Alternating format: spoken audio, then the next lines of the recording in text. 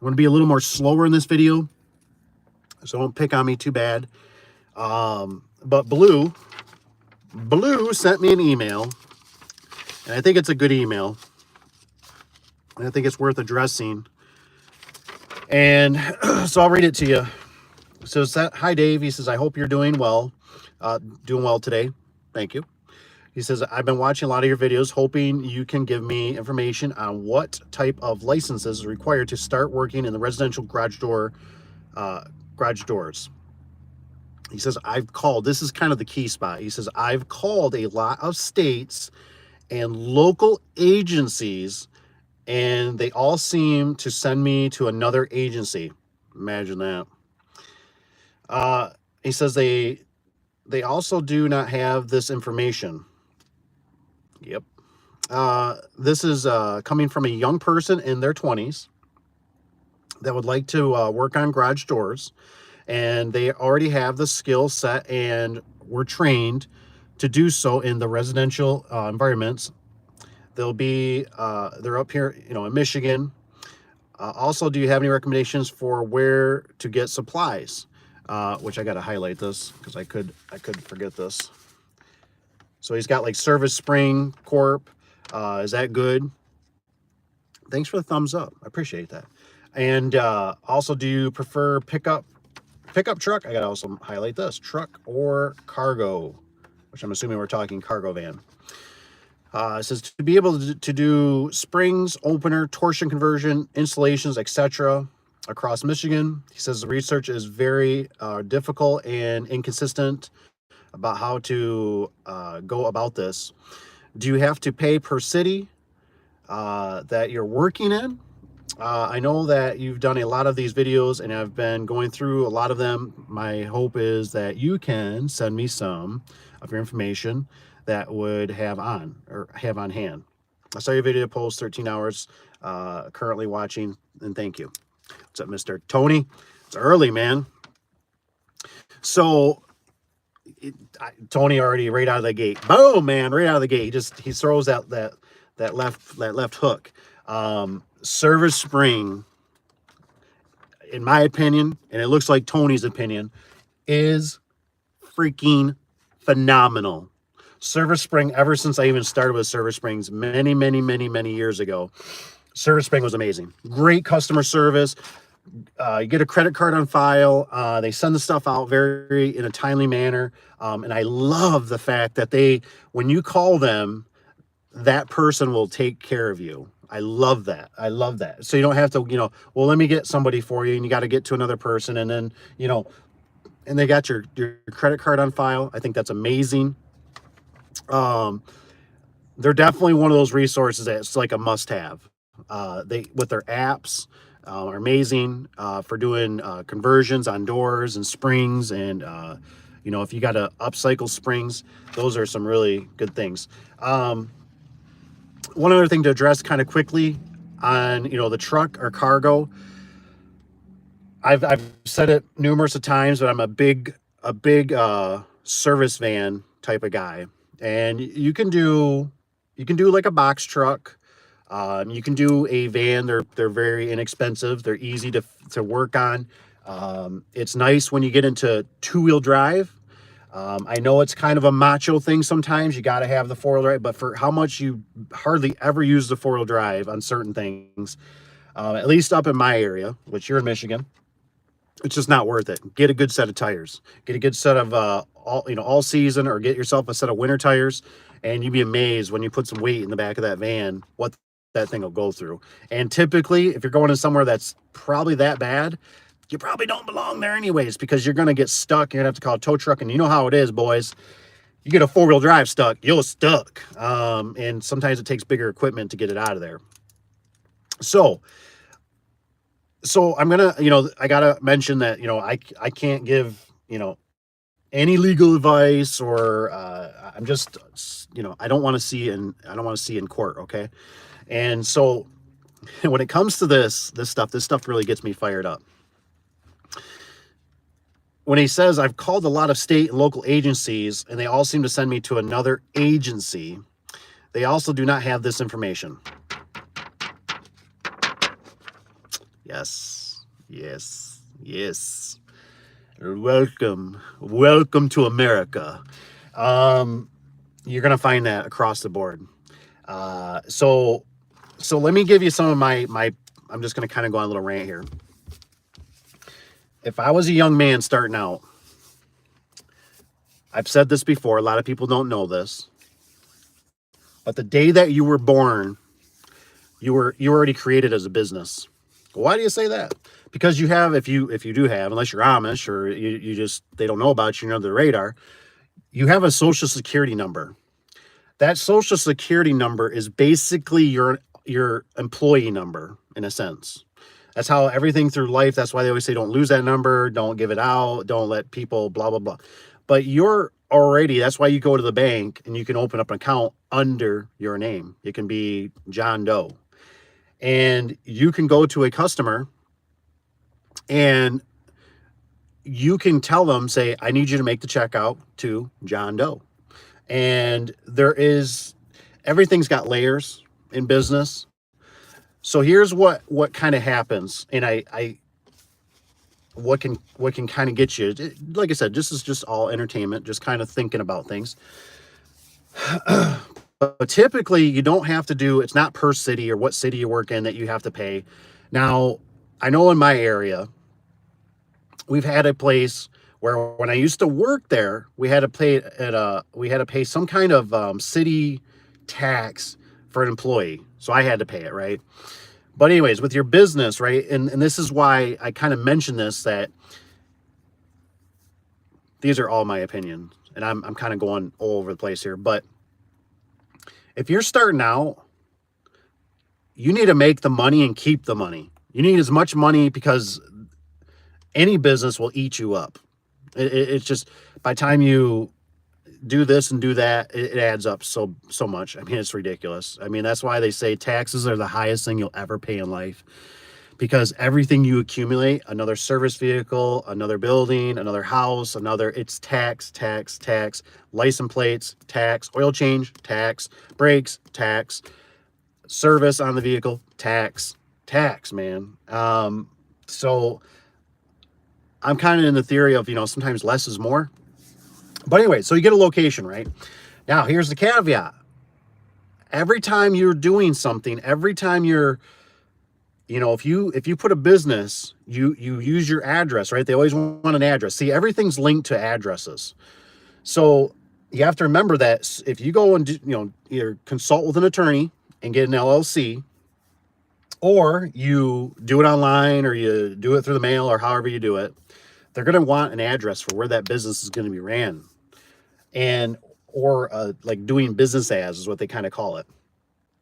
That's when maybe you change the name. You know what I mean? You change it to Johnny's Garage Doors or whatever. Once you do that, you make your residents susceptible for township, cities, municipalities to kind of control over you to some degree. Some don't care, some do care. And sometimes this can all change because somebody, doesn't get voted in and somebody leaves, or somebody gets a bug up their, hiney. And you can be susceptible to, they could say, your neighbors might not like it. They might catch wind of it. They don't like the noise. They don't like the looks of things. So I like to put this out there because what I'm getting at is that you might want to start out with just your name for as long as you can. I know there's things to that, right? But I like that he asked, for the residential. Residential is so. I was talking to the wife about it again, and I said residential. I said is just. They are just normally so passive. It's price. How fast can you do it? They just don't care. They just don't care. They just want it done cheap. They want it done fast. They want it done right. They want it, they just, like I said, when I worked for Lowe's, I couldn't believe all the times we showed up with a sticker on the vehicle and they just didn't go, I can't believe you're not showing up in a vest and in a Lowe's vehicle. And it just, nobody cared. Nobody cared. They just, when are you going to be here? When are you going to fix it? When are you going to come back? When are you going to install it? So I think sometimes they make this stuff confusing for a reason, right? It deters a lot of people. But I'm kind of the believer. I would go into it. You go into it and you ask questions. You ask for forgiveness. But if you go in there, just like these agencies, they're going to run you through the ringers. They'll absolutely run you through the ringers. So I would start out. I would start working. I'd start doing my stuff.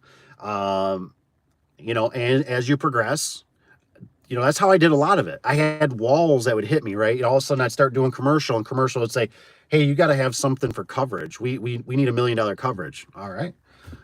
Well, I'd call the insurance company, right? But the insurance company is going to want you to have, so like this is commercial. They're going to want you to have a business name, so you're going to have a business name. You're going to have a EIN number, a tax identification number, certain things, right? But residential, psh, like I said, I still to this day never had anybody go, what's your tax ID number? What's your this? What's your that? Tony says, they want it done. They want it done yesterday. That's it, man. I mean, I don't want to be insulting, but residential is like, how do I say it? I don't want us to be insulting, but they're like the I don't know if I should say like they're the dumbest.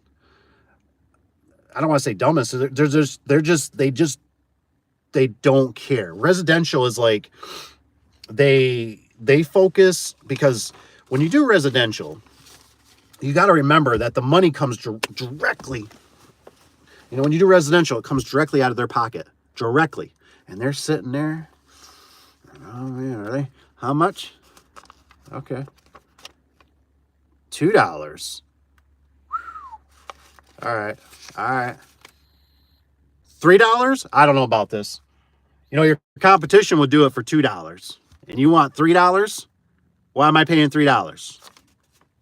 You know what I'm saying? So residential's tough because they, like I said, they everything comes out of their pocket. So they're micromanage everything. I mean, we understand it, right? If we buy a car, we worked hard for that car. You know what I mean? But when you're dealing with commercial's more like, just fix it. Hey, the door's got scratches. I don't care.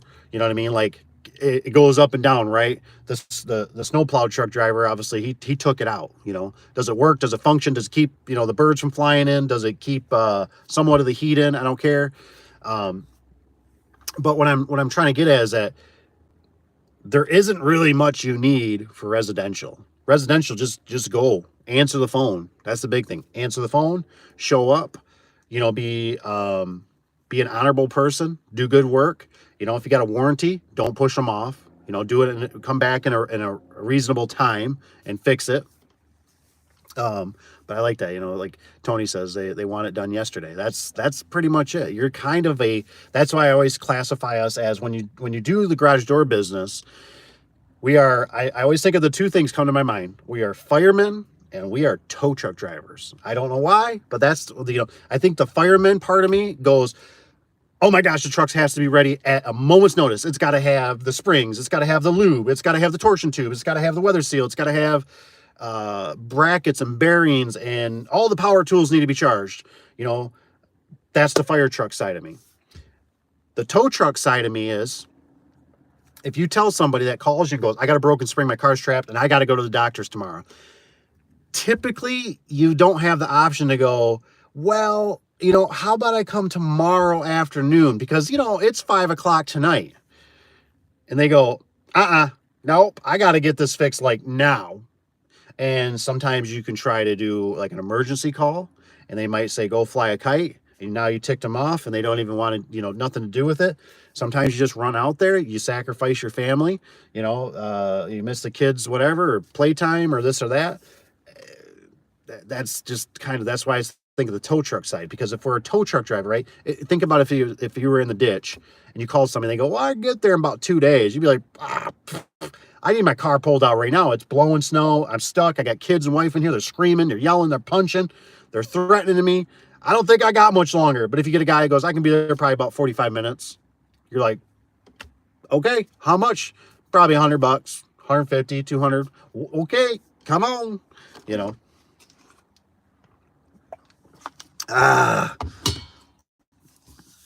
Yes, sir. It's always best to ask for forgiveness. Tony's got it. Tony knows what's up. Ask for forgiveness and ask for permission. I couldn't have said it any better. You know what I mean? That's just what I've learned. I've learned that from really rich, successful people. I remember one of the guys, he was bringing in sand to his lakeshore, and I'm like, does it DE, is it DEQ? I can't remember what it is. The Department of something, like basically DNR, government stuff. I'm like, dude, he's like, he just says, man, he says it's better to ask for forgiveness than to ask for permission, because it really is that way. You just need to go out there. You need to start swinging the hammer. You need to start, winding the springs, and let the stuff just kind of go over. Residential is so easy, especially if you're just going to do residential. There's not much criteria to it. I'm not saying you should, but you can. And most of the time, like I said, sometimes I think people worry too much and they'll psych themselves out of doing stuff, in a sense, because you can spend so much money per week, per month, and you're not making no money because you're paying for the biggest insurance. You went and bought the truck, you bought the stickers, you got the uniforms, and to some degree that doesn't even matter, because right now your problem is going to be getting the phone to ring, to build the reputation, to build customer relations, to try to build some, which is really tough. A lot of times, at least in my, there's not a lot of customer loyalty. There is some with stickers and stuff like that, but there's not, like, I've never seen it consistently where I've had customers and they go, I waited the 3 days because I really like you guys. It's just how fast can you get here? What's the price? It's never been, I've never seen that even hardly. Like our commercial ones, they do because we're in their system, but residential, I can't say I've ever had somebody, sometimes the secretaries, they've massaged them a certain way. Like if they're kind of a little bit of a distance where we'll get like 2 or 3 in that run, but it's normally catastrophic. We are considered what I call a fire extinguisher. We are not important until something breaks,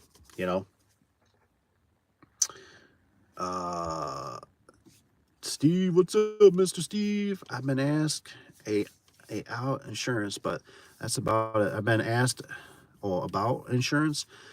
Yeah, I mean, sometimes you can snowball. I'm not saying you should. I'm not saying you should lie or anything, but like I said, it's like people, I just, like I said, out of 18 years of doing it, I've never had where somebody's like, are you guys licensed and insured? Oh yeah, we are. I've just never had it. We've had a little bit of boo-boos here and there or something, small. I can't even think of it. Like the ones I think about are like through Lowe's, and those ones got dismissed. Basically where the, customer was threatening us because the garage didn't have any power in it. And the customer called Lowe's, and Lowe's calls me and they're like, we got a problem. And I'm like, what's the problem? And they go, well, there's no power in the garage. And I go, exactly. I said, everything in the garage is dead. Every outlet, every light switch, everything is dead in this garage. Like somebody basically took a saw and cut the wire to the garage. It's a detached garage. And the guy goes, well, here's the problem. You did a detail. And I'm like, yeah. And he goes, if you don't know what a detail is, we go out and inspect before we install. He goes, in the detail, it says, is there an outlet within 3 feet? And I said, exactly. I said, is there an outlet within 3 feet? I said, it doesn't say, is the outlet energized? I said, because everybody assumes an outlet has power in it. And this lady was just like, you guys are going to fix that. Why would we fix it? It's not our problem. We're not electricians. And then so they ended up sending an electrician out there. And I told them we would politely take out the garage door opener. I said, we won't be violent or anything about it or rude. We'll just politely take it out and you guys get refunded your money and everybody lives happily ever after, because that's just the way. Well, they had 100% satisfaction, customer satisfaction, which was stupid. And they ended up, then later on, a month later, the lady tries to say that we dented her car when my tech, which was my business partner, he literally told me they parked on the road. And I'm like, no. I mean, just somebody complaining over everything, So you gotta watch it. Like I said, it's just, you gotta almost, that's why I'm always saying, like, the first conversations are like marriage. Are we a good relationship? Because your gut starts feeling weird, you're feeling stuff in your chest, something don't smell right. Why am I here? Hey, you know what? Why don't you call my competition? Yeah, I think they got nothing better to do. Call them. Yeah. because we're not a good fit. Let's pay a question. It says, if you are starting over, would you still concentrate more on garage door installation? That's a good question, Patrick. Would you still concentrate more on garage door installation, or would you concentrate more on the repair side? That's a great question.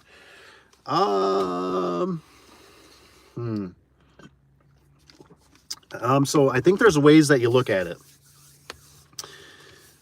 I remember a guy that worked for me. He was a pretty smart guy. And he told me, he says, man, he just told me, he said, if I ever started a garage door business, he goes, I would just do garage door springs. And I thought, do garage door springs? And I thought about it, and I thought, he's kind of onto something with that, because if you focused on garage door replacing springs that break on garage doors, what does it take you?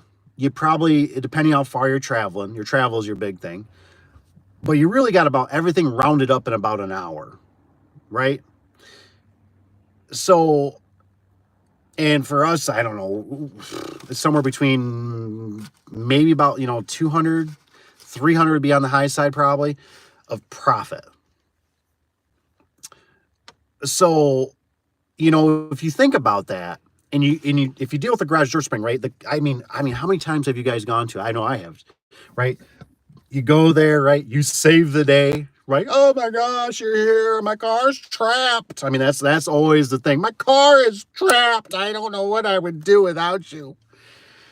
And you go in there, and either maybe get the door up, which I try to typically do, but sometimes you just can't do it, and you got to be really careful. And every time you hold the winding bar, you hope it doesn't go in the back windshield or hit the hood and dent it and stuff. But you be really careful. What we need to do is we need to make like little safety wrist things on them, so if they fall out of your hands, they like still hang. But you go in there, right, and you think about it. You're not dealing with a garage door, the material of a garage door, moving, handling, scratches, dents.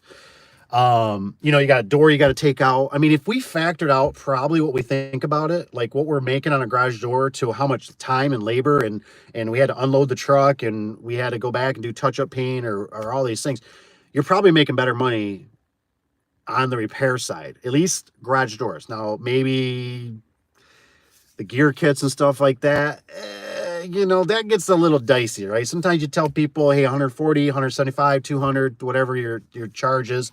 People start kind of going, well, it's $200 for you to repair a gear kit on my opener. Like, I can go to Lowe's or Home Depot and buy one for 175 or, $200 and get a whole new one. But if they do that and you think about it, you're probably only going to make, whatever, maybe $80, $150, whatever it is, on an opener, right? And you got to put that thing all together. You got drops. The drops are different. The openers are different. The bean counters have shortened the opener. But you go in there and do a spring, it's boom, bada bing. And I think about it, I go, boy, you don't have to haul sections. And I think there's something to that. I really do. I just go, man, I think if I was starting out, I would just focus on, because now you're not tied up. Because see, the problem is when you do garage doors, you're tied up for like 4 hours. You know what I mean? You got to take care of it. You got the mess. You got to install the door. You got to do a good job. You got to make sure it's level. The concrete's not perfect. But you go in there and do a spring, right? Who cares? The weather seal's a little, I mean, you could try to do an upsell and try to sell them, hey, I got weather seal I could sell you for $45, $65, whatever. But you're there for a short time, and boom, you can go to the next one. You free yourself. So I don't know. I think the repairs, to some degree, it just depends, right? People are emotional, and you almost are somewhat, not that I really ever did this, but you could actually bank on emotion, because like on the weekends, when I'd work weekends, heck, I was like, sometimes we make the money what we made all week, in a sense, on a weekend, because nobody else works the weekend. And you answer the phone and you tell them, well, if you want me to come out, normally a spring job this is obviously back in the day, $200. Now it's $300. So there's an extra $100 or $200. They don't care. Some people just don't care. When can you be here? I need this fixed. I got to get this. My next week's busy. I'm leaving. So,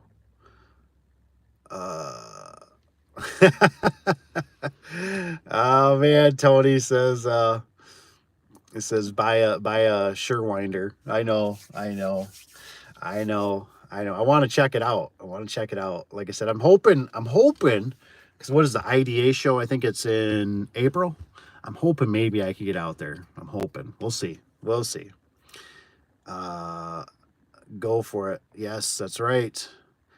I like Tony's attitude on this one. He says if you're just starting out, he says just go for it. As you build, he says have things to lose. You better get insurance. Yeah, that's the thing too. Is if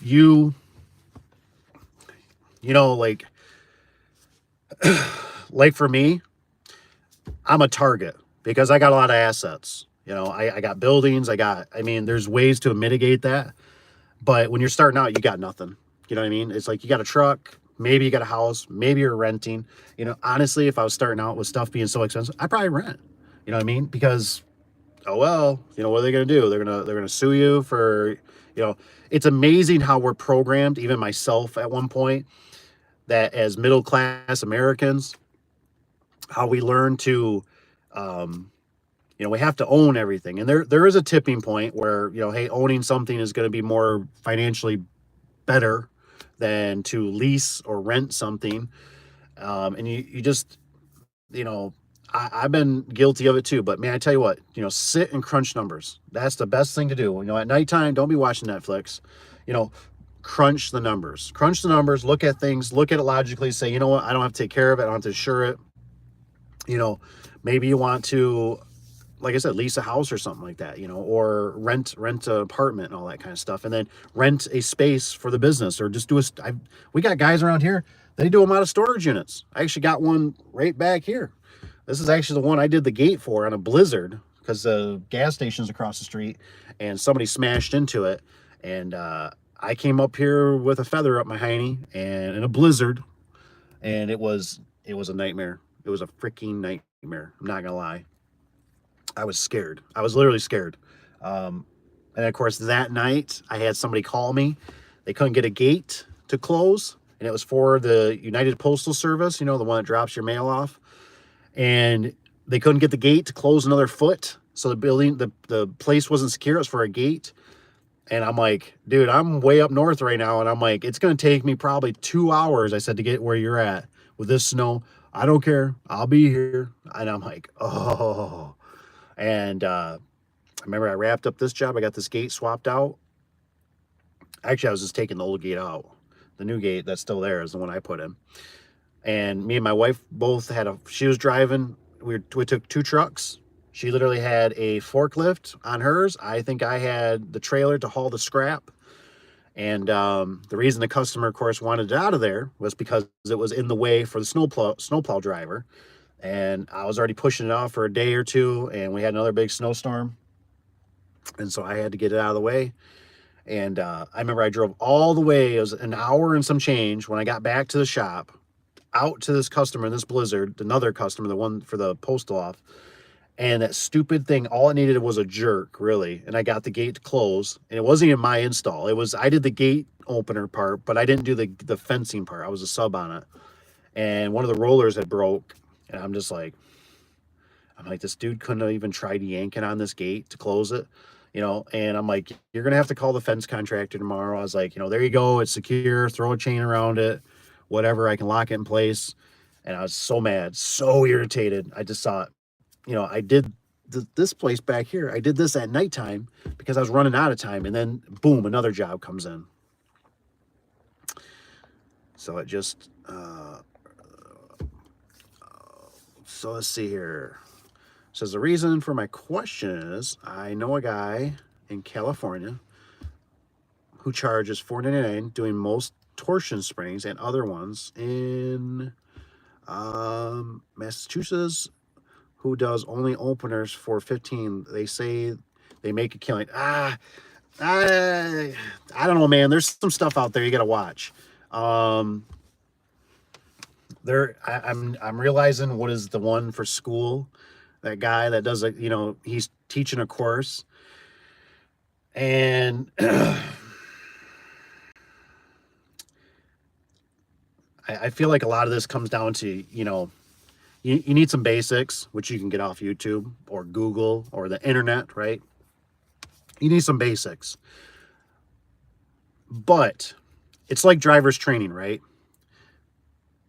The skillness comes from driving, right? Being in the rain, hydroplaning. You just can't beat hands-on. You just cannot beat it. I couldn't, I know I've told people before, I said, you couldn't read this in a book and then know how to go out and to do this, because every situation is different. Every situation. But the more you are in those situations, you learn. But some of these people, I think, are really raking stuff over the coals.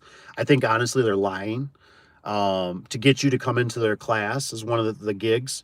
So, like, $4.99, like, I don't know if that's including, like, the opener itself, or they're just saying, well, we charge $40.99. And I know everywhere is different in prices. I mean, but most of the time, I mean, everything's like a $200 profit. Does that make sense? So, like, like we probably charge anywhere from like 3 to 4 to maybe 6 on a high end for torsion spring, uh, to replace your springs, like 2 springs or something like that. It just depends on how big, how far. But like an opener, they range anywhere from like $400, $600, $800 installed. But you got to remember, you got to buy an opener, which is, $250, $300, depending on the model. So, some of the stuff is getting hyped up, and you got to remember that what I didn't think of when I was doing the business, in a sense, is that you got to remember that, yes, you go out and you do that, right? But you typically don't have job after job after job lined up perfectly for the day. And then you're going to get some that are going to walk away. They're going to find somebody else because it's too, you know what I'm saying? Like, and you're going to go into situations where you go, oh, I can knock these out in 2 hours. And now you get a job that takes you 3 or 4 hours. A lot of variables. That's why I always say in the business, lots of variables.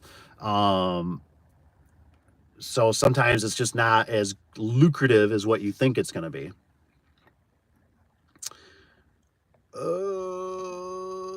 What is this? Comment says, when you're just starting out, people want you pull permits for replacing pre-existing. Yeah, we don't have that around here. We're lucky that we don't have. What are your thoughts when you're just starting out and people want you to pull permits for replacing? So, you got to find, there's typically loopholes in that stuff. A lot of times, if you tell them, to some degree, I don't know, like I said, not legal advice. If you're repairing or just replacing, normally, like for at least around my area, it's not a problem. Now, some townships do get a little bit more. They try to push a little harder, but it's kind of like, in a nutshell, like if you kind of get caught, you know what I'm saying? Because that's kind of like what Tony was saying. I've been saying, it's kind of like, oh, I didn't know that. I'm not altering the size. If you're taking a Sawzall and yanking out the header and you're making the door wider and stuff, yeah, you're gonna get, depending on where you're at. If you're out in the boonies, back where off the road, nobody sees you, out of sight, out of mind. That's different. But if you're up by the road, there's neighbors and all that kind of stuff. It's a nicer place, whatever. Yeah, there's probably going to be somebody cruising around here eventually. And so, but you got to remember too, like I was talking about with the residential stuff, and you're starting out, right? And if you wanted to do it as a side gig, right? Side note, typically on the weekends, the inspectors and all that aren't around. So yes, you can do it, but maybe they come by, maybe they make a stink about it, maybe they don't. You know what I mean? So everything's closed. Sorry, and they still can come back and do stuff, but it's not the end of the world. You typically got to do a dog and pony show or go down and pay the permit, and just play dumb. Just play dumb. Be quiet. Just kind of, oh, okay, I'm sorry, I didn't know that. What? How much? Because you know what it ultimately comes down to? It comes down to money. They just want you to pay for something. That's how it always is, typically. But that's a good one about the pre-existing, because I know they do on some about, like I just heard about HVAC. Uh, like I was talking to a inspector, and he was telling me, oh yeah, he says if they're doing anything except for like replacing the register or changing the air filter, they're supposed to pull a permit. And I'm like, what? I'm like, oh heck no. I'm like, no, no, no, no, no, no. I'm gonna tell them next time you park around back. you know. Uh, it says I live in. You do not have to pull a permit to install a garage door. Yeah, so Tony's there with me. Like I said, around here in Michigan, it's never been a big thing. I even had an inspector that I knew. I thought he was going to pull up and at least give me some crap. I was actually in a trailer park, and I just kind of heard wind about that, where they're giving you some grief. And I remember, I mean, he was literally pulling down the road, looking right at me. And I was like, oh my gosh, we're going to get nailed. And he turned the corner. I think he did like the look. And it was like, he just kept on driving. And I was like, whatever, you know, no harm, no foul. You know what I mean? Like, he didn't stop. He didn't say nothing. He didn't red flag us. We're going to keep on trucking, and we weren't changing the size or anything. So I just looked at it like, carry on, man, you know. And that's just part of one of those things. Like I said, you normally just start realizing that everything is like, you're just better off doing it. And then when you get the neighbor that comes over that's complaining about something, which I can't think if I had any neighbors come over ever. I don't think I have. Most of them always go, wow, that looks really nice. You got a business card? Or, wow, hey, can you come over and look at my garage door? I got something going on. I don't think I've ever had it where municipalities or anything like that. I can't think of any. It says asking for Florida residents. So I know Florida, it sounds like, is a lot stricter. I heard rumors that in Florida, it sounds like, even if you have anything, like if you just put like contractor on the side of your vehicle, that you're supposed to have business numbers underneath. So, you got to kind of work around that stuff. That's tough. That's tough. You know what I mean? So you might have to see if there's loopholes. You might want to work with another garage door company and see if that they would sub you out under their business of some sort. You'd be surprised. I mean, I see it in the comments in the community that's here with, Affordable Door and Gate. 98% of the time, there's a lot of good guys out there. And like for myself, if somebody was to come in a sense, like, we could use the help. I would love if somebody, because you want somebody that has the passion, that has the fire, that has the willingness to, I want to try. You know what I mean? I'm not gonna let nothing stop me. And I'm gonna ask questions. And I want to do better. I want to do better for myself, my community, my family. A lot of times the service, it's very. I see a lot of guys, they get squashed by being selfish, because if you look at it, if you go into this just for the money, don't even bother. You know what I mean? It's not. There's better ways to make money, and it's a passion of seeing what you accomplished, what you have done, problem solving, and just being an honest person. Doing a good job. Versus if you were like me, you work in a shop, you work in a factory, you pump out something, you never see the end product. You just know you made a bumper. You don't know what it goes on. What it looks like. The color of the car. There's something beautiful about when you stand back, you look at it, and go, wow, I did that. The customer's happy. You got their opener running for a little old lady. You fix that garage door spring because, they were trapped, or it's been broke for 2 days. They couldn't get a hold of nobody, and they called you, and you were able to show up within, 48 hours. But yeah, like I said, let me know about Florida. I hear Florida is pretty tough. Like I said, I heard that rumor that it's like if you put anything on the side of your vehicle, you got to have the business license number or something. So I know Florida, I have no doubt that they want you to pull a permit for everything or something, you know what I mean? But there might be a loophole where if you read it or you see it, and there might be something about only altering, well, you're not altering, you know. And sometimes, you know what, you can just, and that's why, like, sometimes I'm like, you know, if you're just a resi guy and you're doing it like on the weekends and stuff like that, and it's no harm, no foul, whatever, man, just roll. The customers saved money. They're like, whatever, you know what I mean? It goes back to the homeowner, and essentially you'd be like, oh, I didn't know. I'm sorry. Like, is there anything I can do to help? Like, do they want to know my name? Do you, like, I guess, you know, it's your house.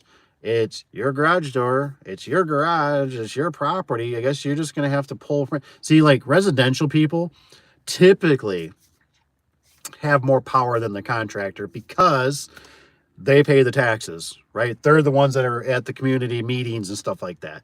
So if they go down and like, yeah, I had a guy, you know, but some people don't, you know, sometimes you got to kind of massage them a little bit and say, look, just say, you know, you had your, you know, your stepson or whatever install it, you know, and you didn't know, you know what I mean? And they're going to probably just go, okay, well, you know, you need to buy the $10 permit and blah, blah, blah. But sometimes if they know it's a contractor, they might try to go after you a little bit. It's not that end of the world. You just do what you do and go, well, look, you know, is there a problem? See, it's really everything in life comes down to who's rattling the cage, right? You get a neighbor that's a really crappy neighbor. They're the ones that make your life hell because they're always complaining, right? But it's typically, the only reason this stuff ever comes up is because somebody said something. And why did they say something? Well, you know, if you parked on the neighbor's yard and then when you left, you did a burnout in their yard and you left tracks or you got it all muddy or stuff, yeah, they're probably not real happy. So they're looking for revenge. What's Mr. Tony got? I have 3 Sure-Winders, 1 commercial, and 2 residential. Tony, come on, man. Send me an email. Send me some pictures. Or shoot me a text if you got my number. Send me some pictures of it. Is that the one, hopefully, or a little video of you using it? I want to see this thing. You know, I want to make sure it's not the one that you got to use the bigger, you got to use the big 1/2 inch or whatever drill. I want one that can work off a, you know, just normal cordless, you know, drill. Just a 1/2 inch chuck or whatever. Not half. Is it 1/2 inch? I don't know what those ones are. Just a normal drill that you'd carry to drill your holes for garage doors and stuff like that. And then, so you got to have the, you know, and then how much roughly are they? Because you got to have the, you know, residential, and then you got to have a commercial one. The commercial one always gets me because I'm always like, what do you use, a board or something so you don't smash the foam, because you get the insulation or a backer on it so you don't poke it when you're winding it, because I'm sure you're not going to hold the whole time, or do you let it rest on like a scissor lift? Those are some things you should let me know. So as Patrick says, I'm 54 and I'm from, is that Georgia? It says, I'm thinking about starting in Atlanta. My cousin's has a boyfriend who does this and saw him install a door for $4,000.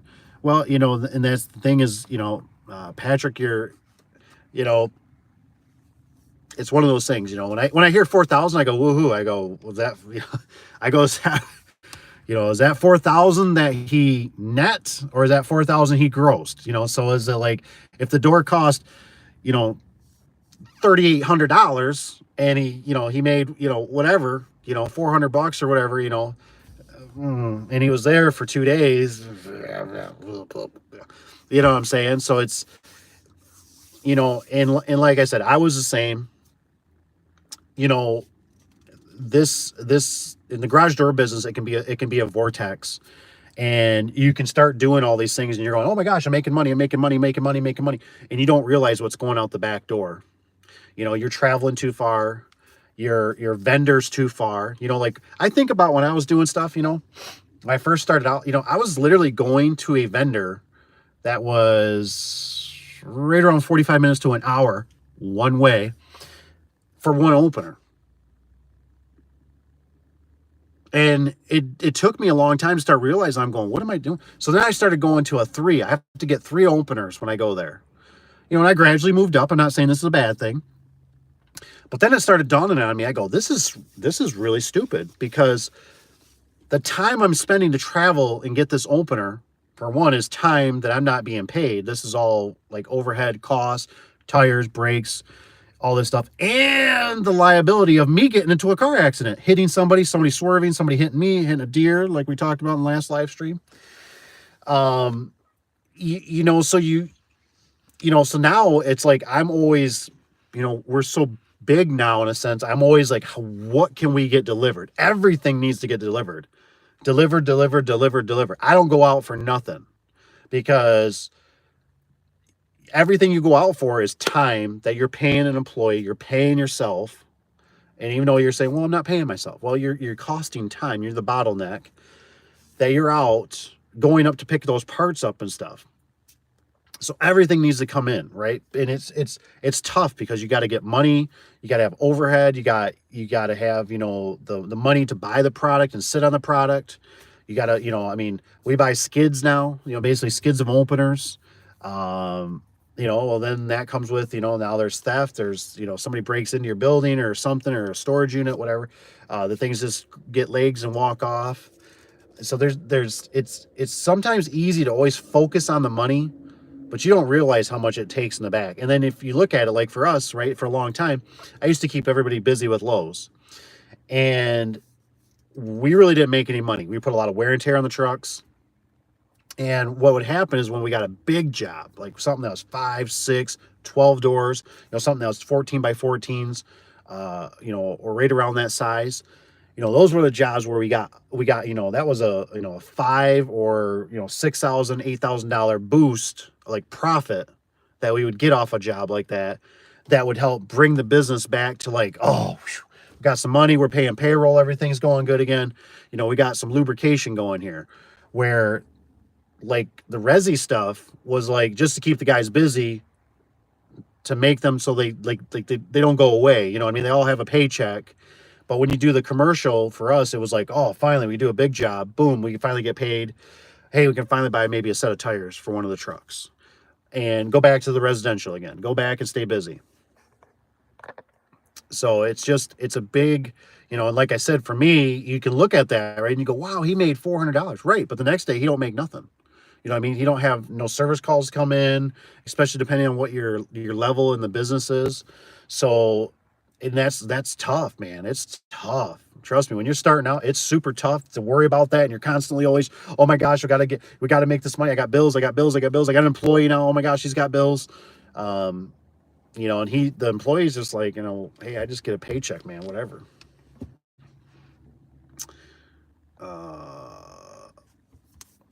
I said I started mine out of shipping a shipping container. Hoorah, man, that's awesome. I don't know why I got a soft spot for shipping containers. I just like them. I don't know. They're just like, they're almost free until I found out now they're starting to tax those things too. That's called like land improvement or whatever.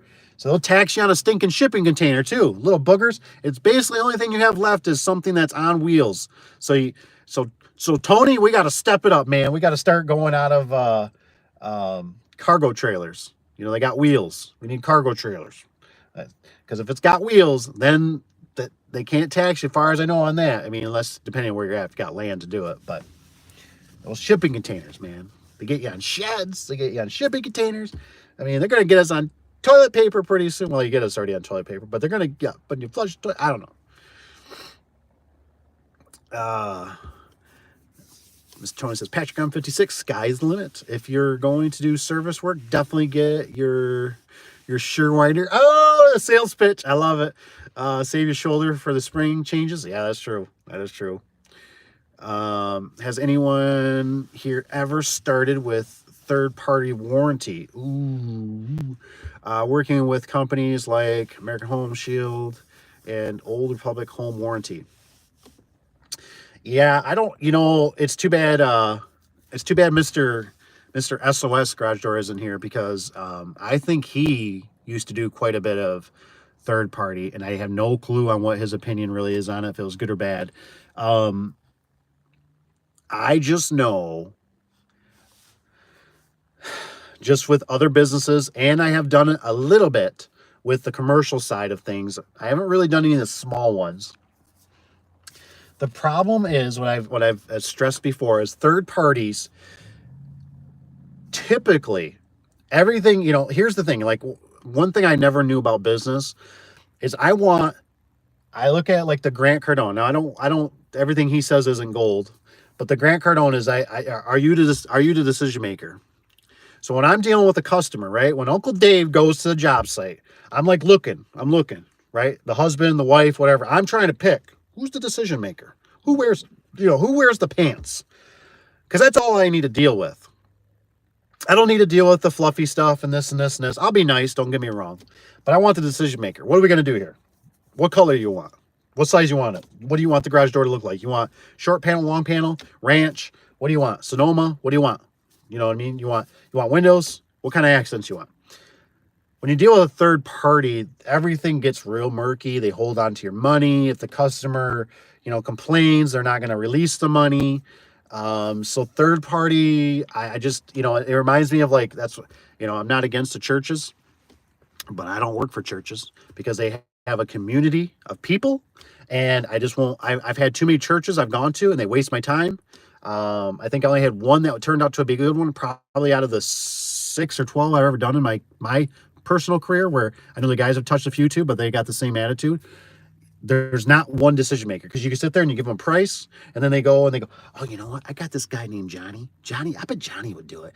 He used to. He's retired now, but he'd do it. He'd do. How much does the other guy want? The other guy wants 4,000. Oh, I bet Johnny will do it cheaper, right? And they want to act like they're the big dog, right? So they come in, they're like, Johnny said he'll do it for 3,500. There you go. That's how you get it done, boys. I just saved us $500.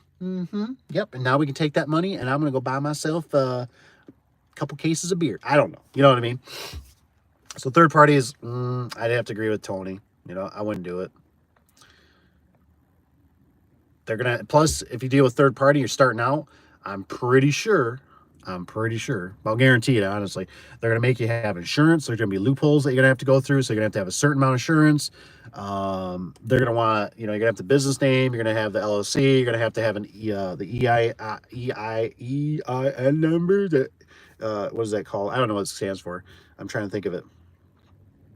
Something. It's your business employee something number. Employee identification number.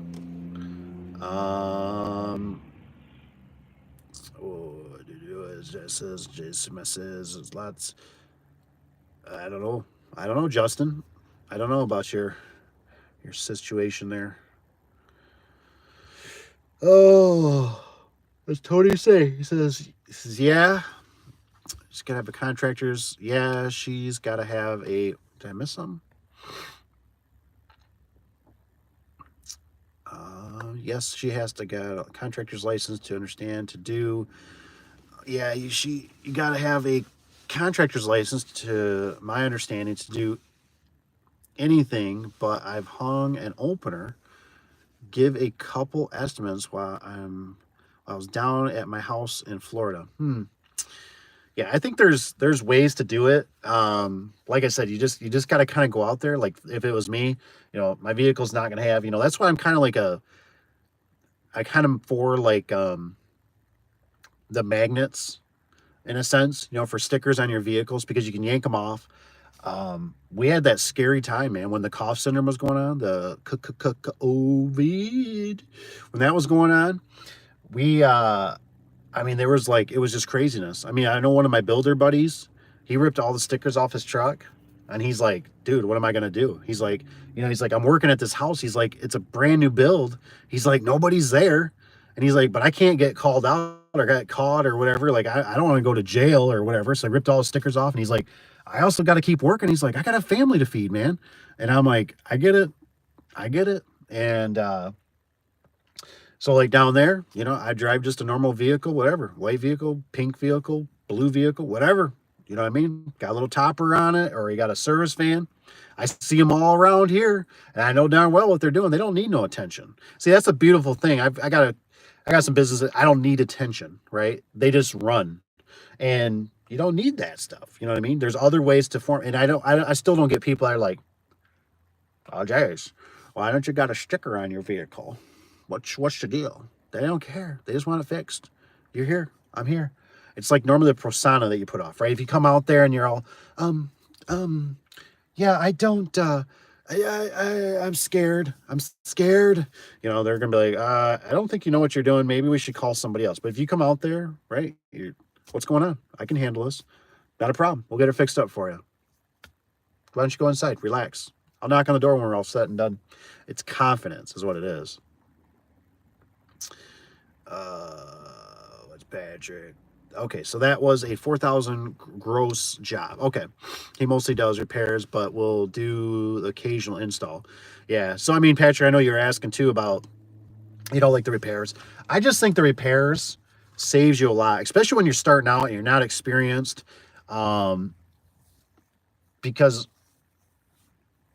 people are looking like something you can do is like I started out with like same day service, and that took off really good. And the biggest thing was really too is answering the phone. Answering the phone was a big one. Same day service.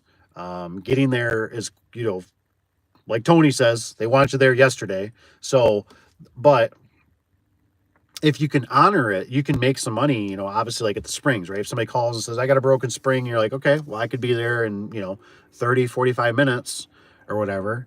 And, oh, geez, okay, sure, not a problem. And you can, go out there. And the beautiful thing is if you can carry the springs and you got the race springs, that's where you make money. But if you got to go back, you got to make the springs, you got to reorder them.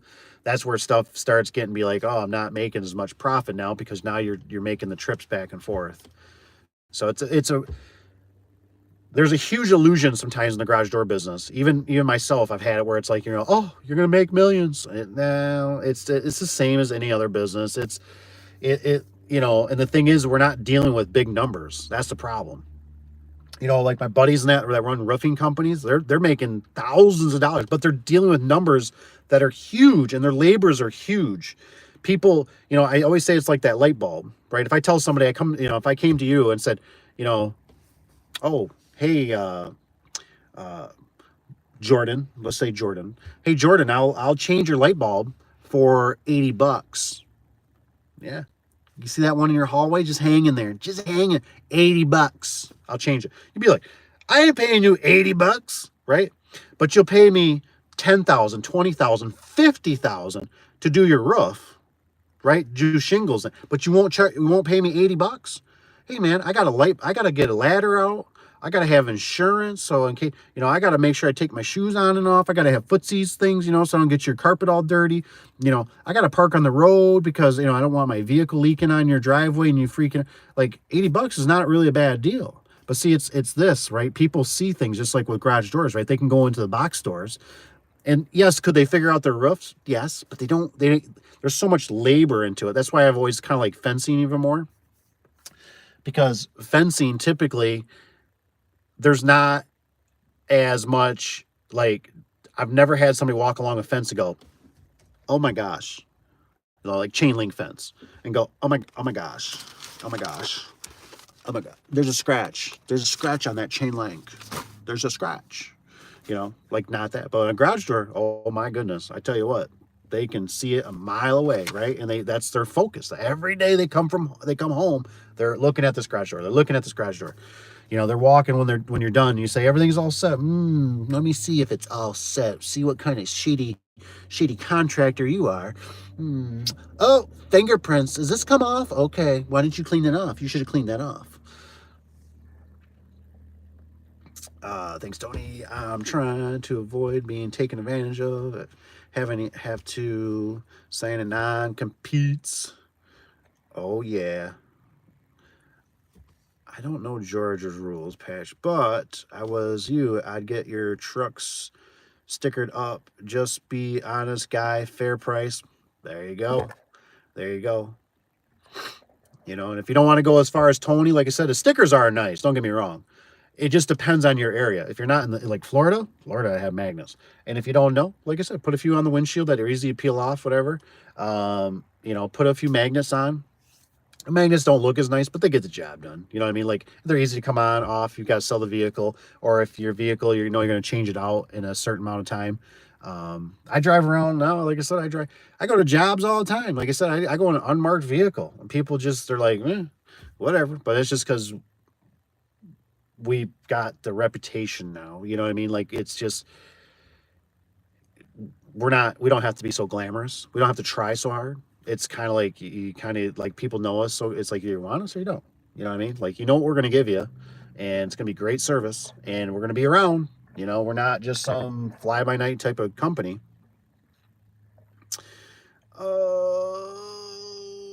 Honest fair promise. It says, how do you learn what you know about garage doors? Did you get hands-on experience with another company in the beginning? No. So my business partner actually, he knew the garage doors, and so I learned from my business partner. But I tell you what, I got a really hard lesson in life because when we started in '06, and '06 was so different, man. I tell you what, '06, and that's what I worry about with people right now. You know, this is just my opinion. I don't think I'd be getting into a garage door. You know, not to say I wouldn't do a side hustle, or it never hurts to have that door open, right? And be doing it after hours, or doing it on the weekends or something for a friend or for a customer or whatever, right? There's nothing wrong with that. That's great. And everyone you touch is going to make you more stronger and stronger and more confident. And people are going to know your name. They're going to learn things about you, or they're going to recommend you. I'd rather you be on the end of you're drowning in phone calls and people are just pulling you every way and you're getting the prices that you want, and you're probably almost like doubling or tripling the income that you would make at a normal job or wherever you're working, you know, that's making your steady paycheck. And like I said, this is all different layers because it all depends on where you live. Are you in your mommy's basement? Do you got a multi-million-dollar mansion? You know what I mean? Like, these are different layers for everybody. So there's really no perfect scenario. But because I don't know what's going to happen with the economy here soon, but I'm sure you guys are feeling it just like I am, right? Inflation is out of control. Things are just running too hot. Food prices are up. It seems like everything still seems like it's still maybe not as fast, but it's going up. And I just don't want somebody like, for me back in '06, I just could whisper in like a Home Depot store, right? I'd be like, psst, psst, I do garage doors. Or I just wear a shirt, right? I have a shirt in the back. I mean, I'd get people, hey, you got a business card? I got a guy, but man, he's like 3-6 weeks out. I just can't wait. Okay, yeah. You know, another person, you do garage doors? I mean, it was amazing. And I just went to an Ace Hardware, and it was dead. You know, and I'm like, I know it's that kind of time, but I'm getting this everywhere I go. I'm not seeing people walk out like when the cough syndrome was going on. People were just walking out with all kinds of lumber. I mean, we were you know, fighting people, you know, with bats. Go away from my lumber. I mean, things were just flying off the shelf. I'm not seeing that. You can pretty much, you know, you can go on Marketplace, find anything you want. You can find cars really cheap. I think we're in this weird lull right now. And is it going to take off? I don't know. We might get a spike with Mr. T when he comes in, but he also might say, hey, you know what? They left me one heck of a mess. We got to go into these. We're already committed to these WARs.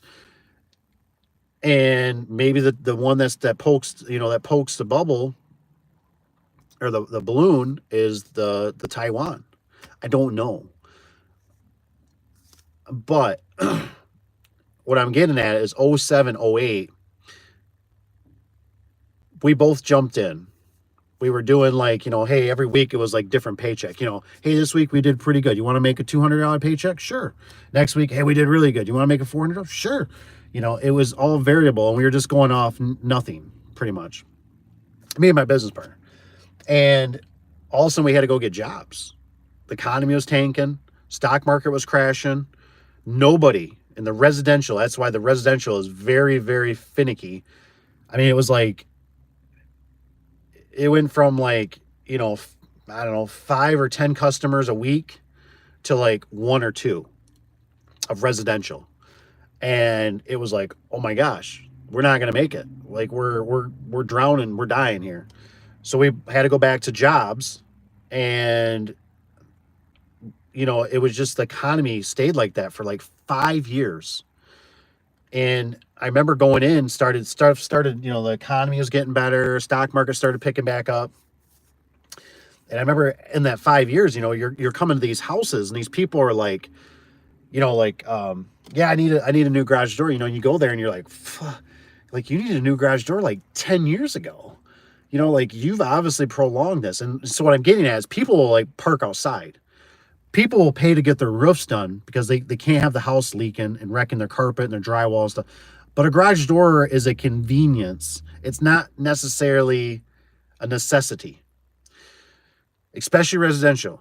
Now, our commercial kept us for a while, but then they started when their stuff started going down, which took longer, right? Commercial is more, it's not so sharp, right? Residential is based off like it's like right on the stock market, right? I mean, it's like, oh my gosh, stock market's doing great, woo, we're all rich, and then it's like, holy crap, the Dow just crashed. We're 401k is going down. I've lost a ton of money. Stop everything. Cancel the yard guy. Cancel the sprinkler repairman. Cancel the guy that changes our air filters in our furnace. You know, the garage door, I'll lift it by hand for now for honey. You know what I mean? I don't care about that stinking opener. Oh, now the spring broke. Screw it. We got a car payment. I got to pay that car payment. Otherwise, we lose our car. And if we lose our car, I can't go to work. So we're just going to have to park the car outside. It's just going to have to get rained on and sun on. I don't care. You know what I mean? So I just don't want people to have to jump in and they get like, all of a sudden that happens and they don't have a big piggy bank saved up, or you know they got to switch over to commercial and maybe they're not ready for commercial. You know, bigger truck, scissor lift, more money out of pocket. I just don't want people getting caught up in that.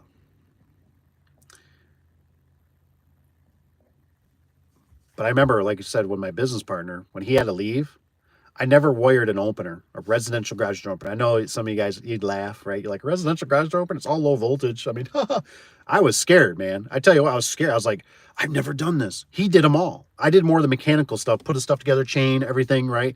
Doors, you know, stuff like that. I was a mechanical guy. He was the electrical guy.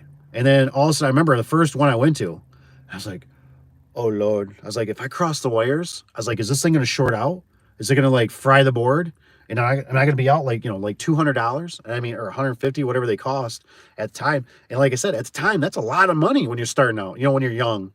It was like, I can't afford if I burn this thing up, man. I'm like, you know, I need that $200 or whatever, you know, to keep moving on.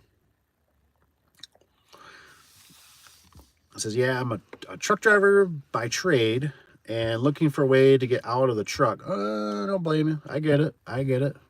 You know, I guess my question would be is, you know, for Patrick, which I really appreciate you sharing that. I know that's, you know, sometimes personal information can be a little tough, but are you a owner operator or are you working for somebody, you know, and you're getting paid basically hourly? Because I know trucking right now, at least the one guy I watch a guy's, I think South Georgia hotshot, younger kid. Um, and I know rates are not good. So I know it's a struggle. He's an owner operator.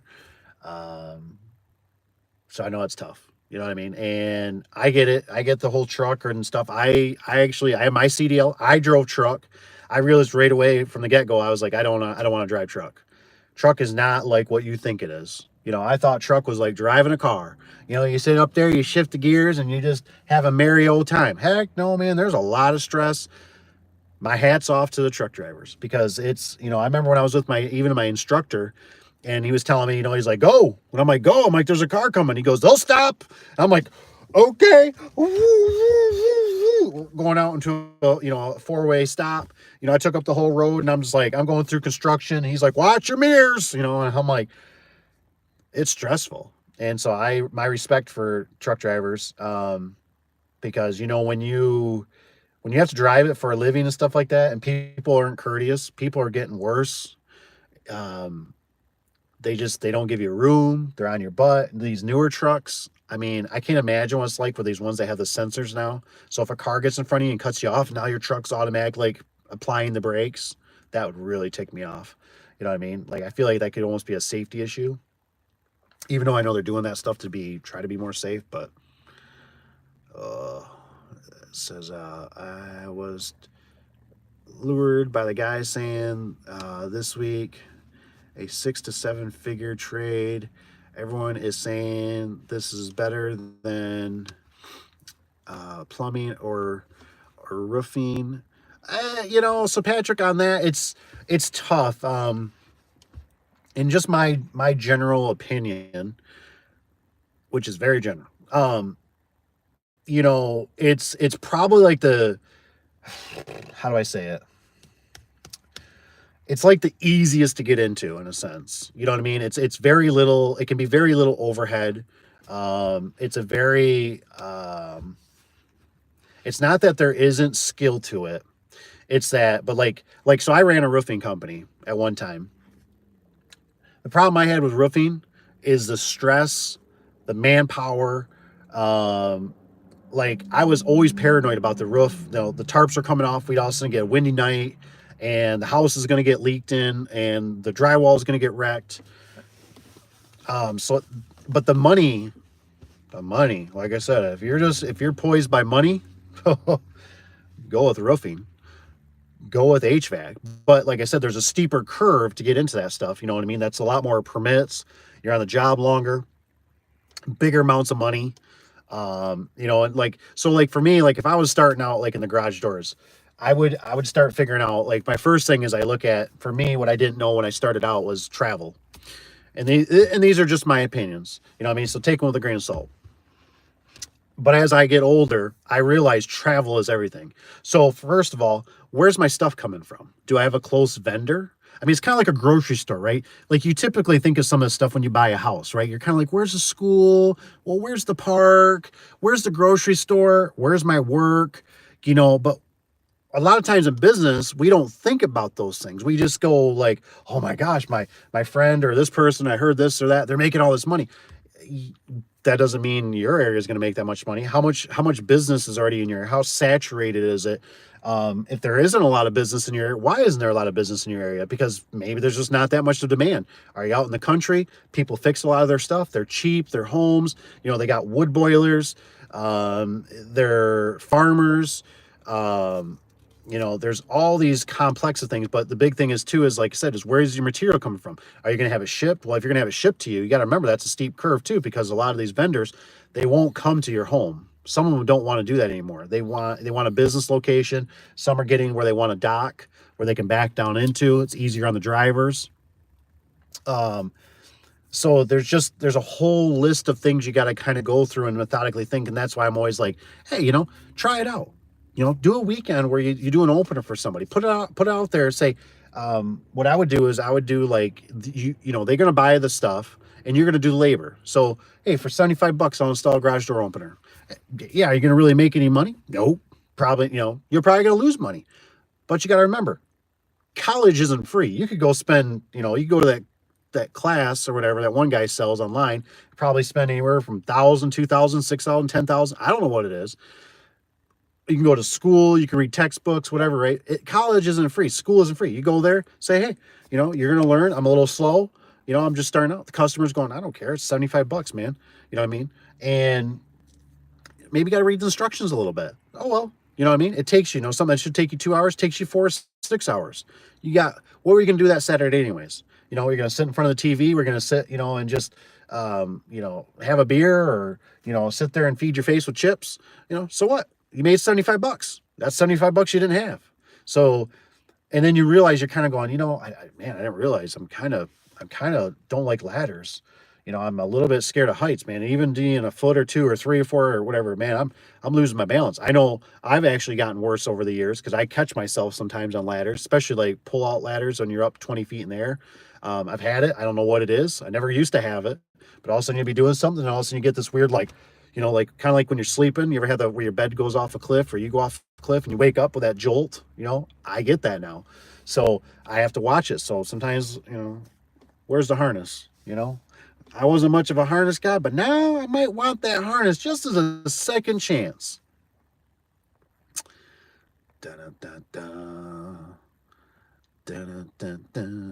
What's the best way to cut weather seal for the corners? Ooh, that's a good question. The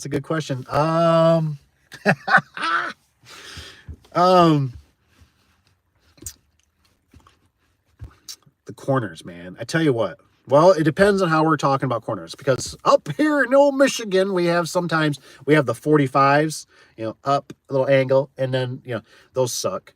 And you always got to remember, you got to have an extra piece of weather seal for those. You know what I mean? You can't just do, 2 7s and a 16 or whatever. You got to bring 3 7s and a 16 or whatever the door, do the math for your size. So I wish I had it with me. But what I use personally, I got these cutters, or universal cutters. So basically, if you think of it, it's got a, it's like this, but it's got a flat spot like a jaw, and they clip. You can find them, like Sears sells them, Craftsman sells them. Um, it's like a multi knife, but it's a bigger knife, and I forget, I don't know the name. Help me out, one of you guys. But it's a universal, and I like it because it gets it in one chunk. And when my buddy showed it to me, I was in love, because I used to use a Sawzall. Some of the guys use a skill saw. I'm a little scared of the skill saw, because I'm always like my fingers, I don't like things that are spinning. I'm more like this kind of, the saw action. So I used to do Sawzall. And I've always done a little flare at the bottom. I always do a little kickoff when I do my bottom one, so it helps cover, just keeps those rodents out of there. But I never had good luck. Some of those guys use like miter saws, the hand miter saws. I never had good luck with them. They always get broke. If you're doing like the weird 45 angle weather seal, I just cut them. Just measure it, cut them. If they got previous weather seal, that works pretty good. I like to measure off what was there, especially if it looks good. I'll look at it and go, oh, the last guy, why reinvent the wheel? His stuff looks pretty good. So I'll just remeasure. I'll take the weather seal off kind of gently, and I'll use their measurements. I'll lay the stuff out. Here's the left side, or left side. Here's the right side. But I still like the old chunkers. Those just seem to be the best, in my opinion. And when I do my 45s, I look at it. Sometimes they won't be perfect in the corner. Um, so what I'll do is I just tell people, I say, you got to get somebody to caulk it. If it's a really good customer, maybe I'll bring some caulk or something, but I'm normally not up that department. I've never really had anybody call me out. So I just typically, just do that. There'll be a little gap, where they meet in a 45. 90s, obviously, 90s, you always, do your top first, then do your sides. The sides should really hold up. It's just like in construction. Liberty says, Jesus, Lord, turn God before it's too late. Yeah, we need God, that's for sure. When's he coming back? Because I need some savior, that's for sure. Live God, learn his word, preach. Okay, so it says, I know 2 guys that have had or have made high 6 figures in garage doors. My cousin's boyfriend in Atlanta, which has a metro population of, holy cow, that's a huge population, 6.5 million. Holy cow, I'm not discounting that, man. I'm like our general area is like, our first is 33. We have 33 is our population, 33,000. So here's 6 holy cow, man. And I live in the real Durham, New. So I can tell you, so just take this, for a little thought. When I went to Arizona, I don't know, I've been through Atlanta, but when I was doing the Arizona, it was whatever it was, like 6 or 8 lanes on the highway. And I remember the city I needed to get to. I mean, it was only like a mile or 2 down there, and I'm in this traffic jam. And I remember telling myself, I'm like, this is ridiculous. I said, I don't even know how these, I don't even know how these garage door guys make money.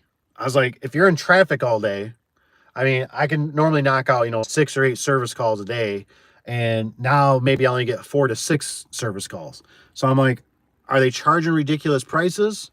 Or, so there's those variables. And obviously, Patrick, with you being a truck driver,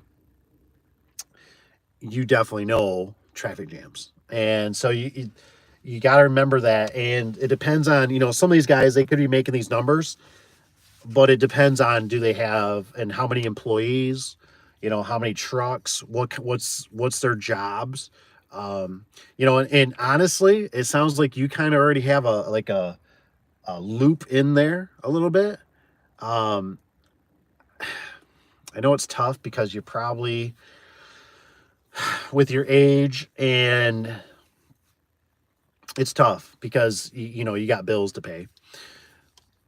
But if you had any way that you could get in with one of them and start working with them, or even if it was something that you could do once a week or on the weekend, if they had a, you know, somebody has a side job or something going on, or they're doing overtime basically. um you know, you might want to do something like that because, you know, like I said, you know, like in the garage door business, like for myself, like I said, if somebody wanted to come in and work, and they basically let you know what their intentions are without being, you know, mischievous or lying or whatever. And that's not a problem. That's not a problem. You know what I mean? Like, and you might have to go to one or two different places. You know, I mean, it just depends, right? They might say, well, that's a liability. We're not, you know, whatever, this and that. We're just not, you know. But if you tell them, say, look, I work for you for anything. You know, if you want to pay me, you know, do a 1099 type of gig, or you want to pay me cash, or you want to put me on the payroll and I'll work for half the price or three-quarters of the price. Everything's negotiable. And maybe, especially like if you got one that's farther away, because, you know, then you're not going to be competition. And you say, hey, you know, I'd like to go along. I'd like to learn. You know, that's what I did with Arizona. The guy was generous. Even he gave me their price sheet. But he told me, he said, look, he said, Arizona prices are going to be for labor huge. And he was right too. Hugely different than Michigan. He said, down here, he says, we have a lot of immigration stuff. He says, labor's cheap. I mean, they were installing openers for $20. I couldn't believe it. I was like, that's what they were paying these technicians. And the one guy I worked with was a Mexican guy, real nice guy. He had four doors. I think he was doing that door, all stacked on this truck. One was even a glass door, I think. Might not have been real big, but it's glass. But I looked at their sheet and I'm like, holy crap, they're getting $20 to install an opener. And I was like, so what if they got a warranty? Well, they get paid like $5, you know, or something. And I'm like, $5? I mean, he's like, well, we try to make it so it's obviously incentive, you know, so they don't do a bad job. And I'm like, and then, you know, and he gave me that. He goes, look, I know these aren't going to work up in Michigan. Like, you know, you guys are, you know, you're making 85, 125, $150 per opener, you know, for installs. That's what your guys, you know, you're getting paid and stuff. You know, where at this place they would provide you with a truck. They had to bring their own hand tools, and the guy just had a little bag, just a teeny little bag he'd bring, and it had just a couple little power tools in it. And he was installing garage doors, and the garage doors he was making, it wasn't very much. I'd say like somewhere 80, $120 maybe, per garage door. And but you know, if he did four of them, that's why for him he wanted to do four doors a day, which is a lot, you know. And I don't remember if the times were longer down there. It's kind of like up here in Michigan. But anyways, I remember I left about halfway through, and he's like, "You want to go install the doors?" And I'm like, "No, I'm good. I'm gonna go back, do the office stuff, check out what's going on there." And the guy was real generous. So what I'm trying to say is, if you could get into something like that in your, you know, it's, I just don't know if you want to jump in, especially with this economy. Now, if you were sitting on a pile of doors and when the cough syndrome happened, just like I'm sure everybody experienced a lot of this, you know, if you had cargo trailers, you had vehicles. I mean, I was selling vehicles 2,000 over what I paid for them. You know what I mean? I sold a lot of vehicles. I had service vehicles, work vehicles. I sold a lot of stuff. I was just like, you can't, I mean, this is just silly, you know. And if I would have had a pile of garage doors, I tell you what, I wouldn't, I'd probably be a millionaire by now because I mean, just people calling, hey, you got this? I mean, people's out of the woodwork, you know, nope, don't got it. Oh, you're the 10th place I've called. Nobody's got this. We got to get something, blah, blah, blah. But you know, like I said, it's, you know, and you got to imagine, like I said, if you're in your 50s and you're just starting out, I'm not saying you can't. I'm not saying you can't. You can do anything if you put your mind to it. It's just how hard do you want to work and how much do you want to sacrifice? And if I was starting it over again, I personally wouldn't do it because I would start going into I'd go into vending machines. I'd go into something that I'd be doing the rentals. I'd be doing, um, as a truck driver right now, I'd find ways to invest because see the garage door business, you just there's so many variables. You get stuck in traffic jam. Next morning the truck don't start. Deliveries coming, but oh, we forgot your track. Great. I mean, there's just a lot of variables, and I just don't think people see that sometimes. All the variables. Thanks, Mr. Tony. I see you're on it today. You're getting rid of some of those people that are crazy. I do appreciate it, Tony. But Tony, you left the one up. You handsome? Whatever. That's the only face a mother would love.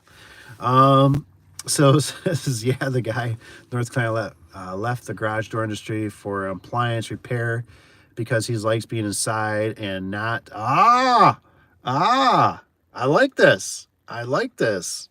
That's a great example right there, Patrick. You know, and that's let me make sure I read all of this. Door industry and appliance because he likes being inside and not outside, but he has a shop with garage door practice areas for practice. So that's a great point. You know what I mean? And that goes into that whole there's variables. I mean, I watch the weather so religiously, um, and I've watched it so much just for the guys, right? Or even sometimes for myself, right? Because I always say the garage door business is like you're the captain of a ship. You know what I mean? And you got to know everything that's going on. You got to know how the engine room's being, the being handled. You need to know what the cook's doing. That he's getting, he's got the food and the preparations and everything. You got to make sure electricity's on. You got to make sure the guys on the deck. Like I think of Deadliest Catch, the crab fishermen, right? And they're on that boat, and you're watching the waves, and you're watching the compass, and you're watching the radar and business garage doors. I'm sure a lot of other service businesses, everything you got a lot of variables. And that's a perfect example that he's doing appliance repair because that's a controlled environment. That's a controlled environment. I love property. I love buildings because even my buddy that runs a business doing campers and stuff, they do what is it? Truck accessory stuff. We always kind of have a joke back and forth. I'm like, dude, your business is so much easier. I'm like, everything could be under cameras. Everybody has to come to your location. Now, trust me, he's got variables. He's got guys that don't show up or guys that do stuff and customers or this and that. But what I'm saying is you got to think about it differently. When a customer leaves, right, they leave and they're like, my radio or, my tonneau cover or something isn't quite right. They do. Okay, come on back. Not a problem. We'll make it right for you. I'm sorry you're experiencing that.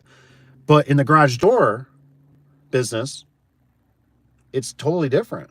You do a bad job, right? I always remember the one guy that worked in garage doors. He always told me, he says, you never get rewarded for doing a good job. Now, I know you got to take that with a grain of salt. But if you think about it, if you do a good job and that door lasts 20 years with no flaws, no hiccups, no nothing, right? It's perfectly oiled, it's perfectly balanced, whatever. That's 20 years of a job that you never, nothing, right? And I know that's good because you don't have to go back and do service calls and for free. But that's what I'm getting at is that if they call you and they got a problem, now you gotta get in the truck, you got the liability, you got to be in the traffic jam, you got to be out there when you're like, man, the day I was out here, I should have done a little better job, or I didn't see that. Now today's a blizzard, or it's super hot, super cold, whatever, and you know what I mean. You're constantly dealing with all these variables. You get there, now they got stuff parked in there. Oh, I don't, my husband left. He don't have the keys. The keys aren't here. They're in his pocket. He's at work. Oh my gosh. Yeah.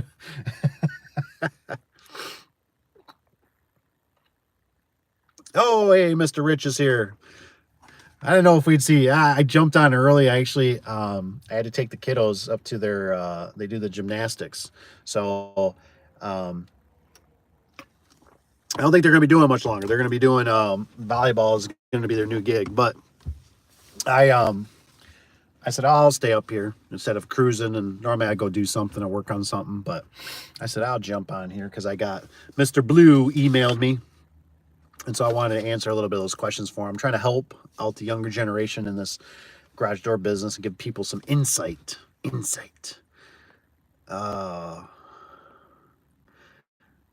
So it says MJ, it says joke. Oh, I don't know. It says you got being inside, outside. But yes, I think that's a great, I'm glad, Patrick, you brought up that appliance one because I think about that and I go, I'm a very, like, if you could think of a business, like, see, even like in the garage door business, I'm always like, you know, if we could push more sales of just product out the door. And so you're almost like letting the younger generation, right? You kind of nurture them. Like, well, I had a guy that did it with me. And I learned from that guy because that guy told me he's a mom and pop shop. His mom actually worked there. She was on the front desk. She was a sweet lady. And they were always very, very there to help you. I mean, just amazing people. But I remember when I talked to him one time, he told me, he said, he goes, you know, my dad was so mad when I stopped doing the service. And my dad did it for years. He built this business doing the service. And he was so mad when I decided, I said, I don't want to do the service anymore. I don't want to go out and install it. He goes, I want to just sell product. And he's like, you know, what are you thinking? Why would you do that? The guy runs one hell of a business. He's the biggest lift master place in Michigan. And I mean, I think he just did another edition. I don't go there anymore because everything gets shipped to us now.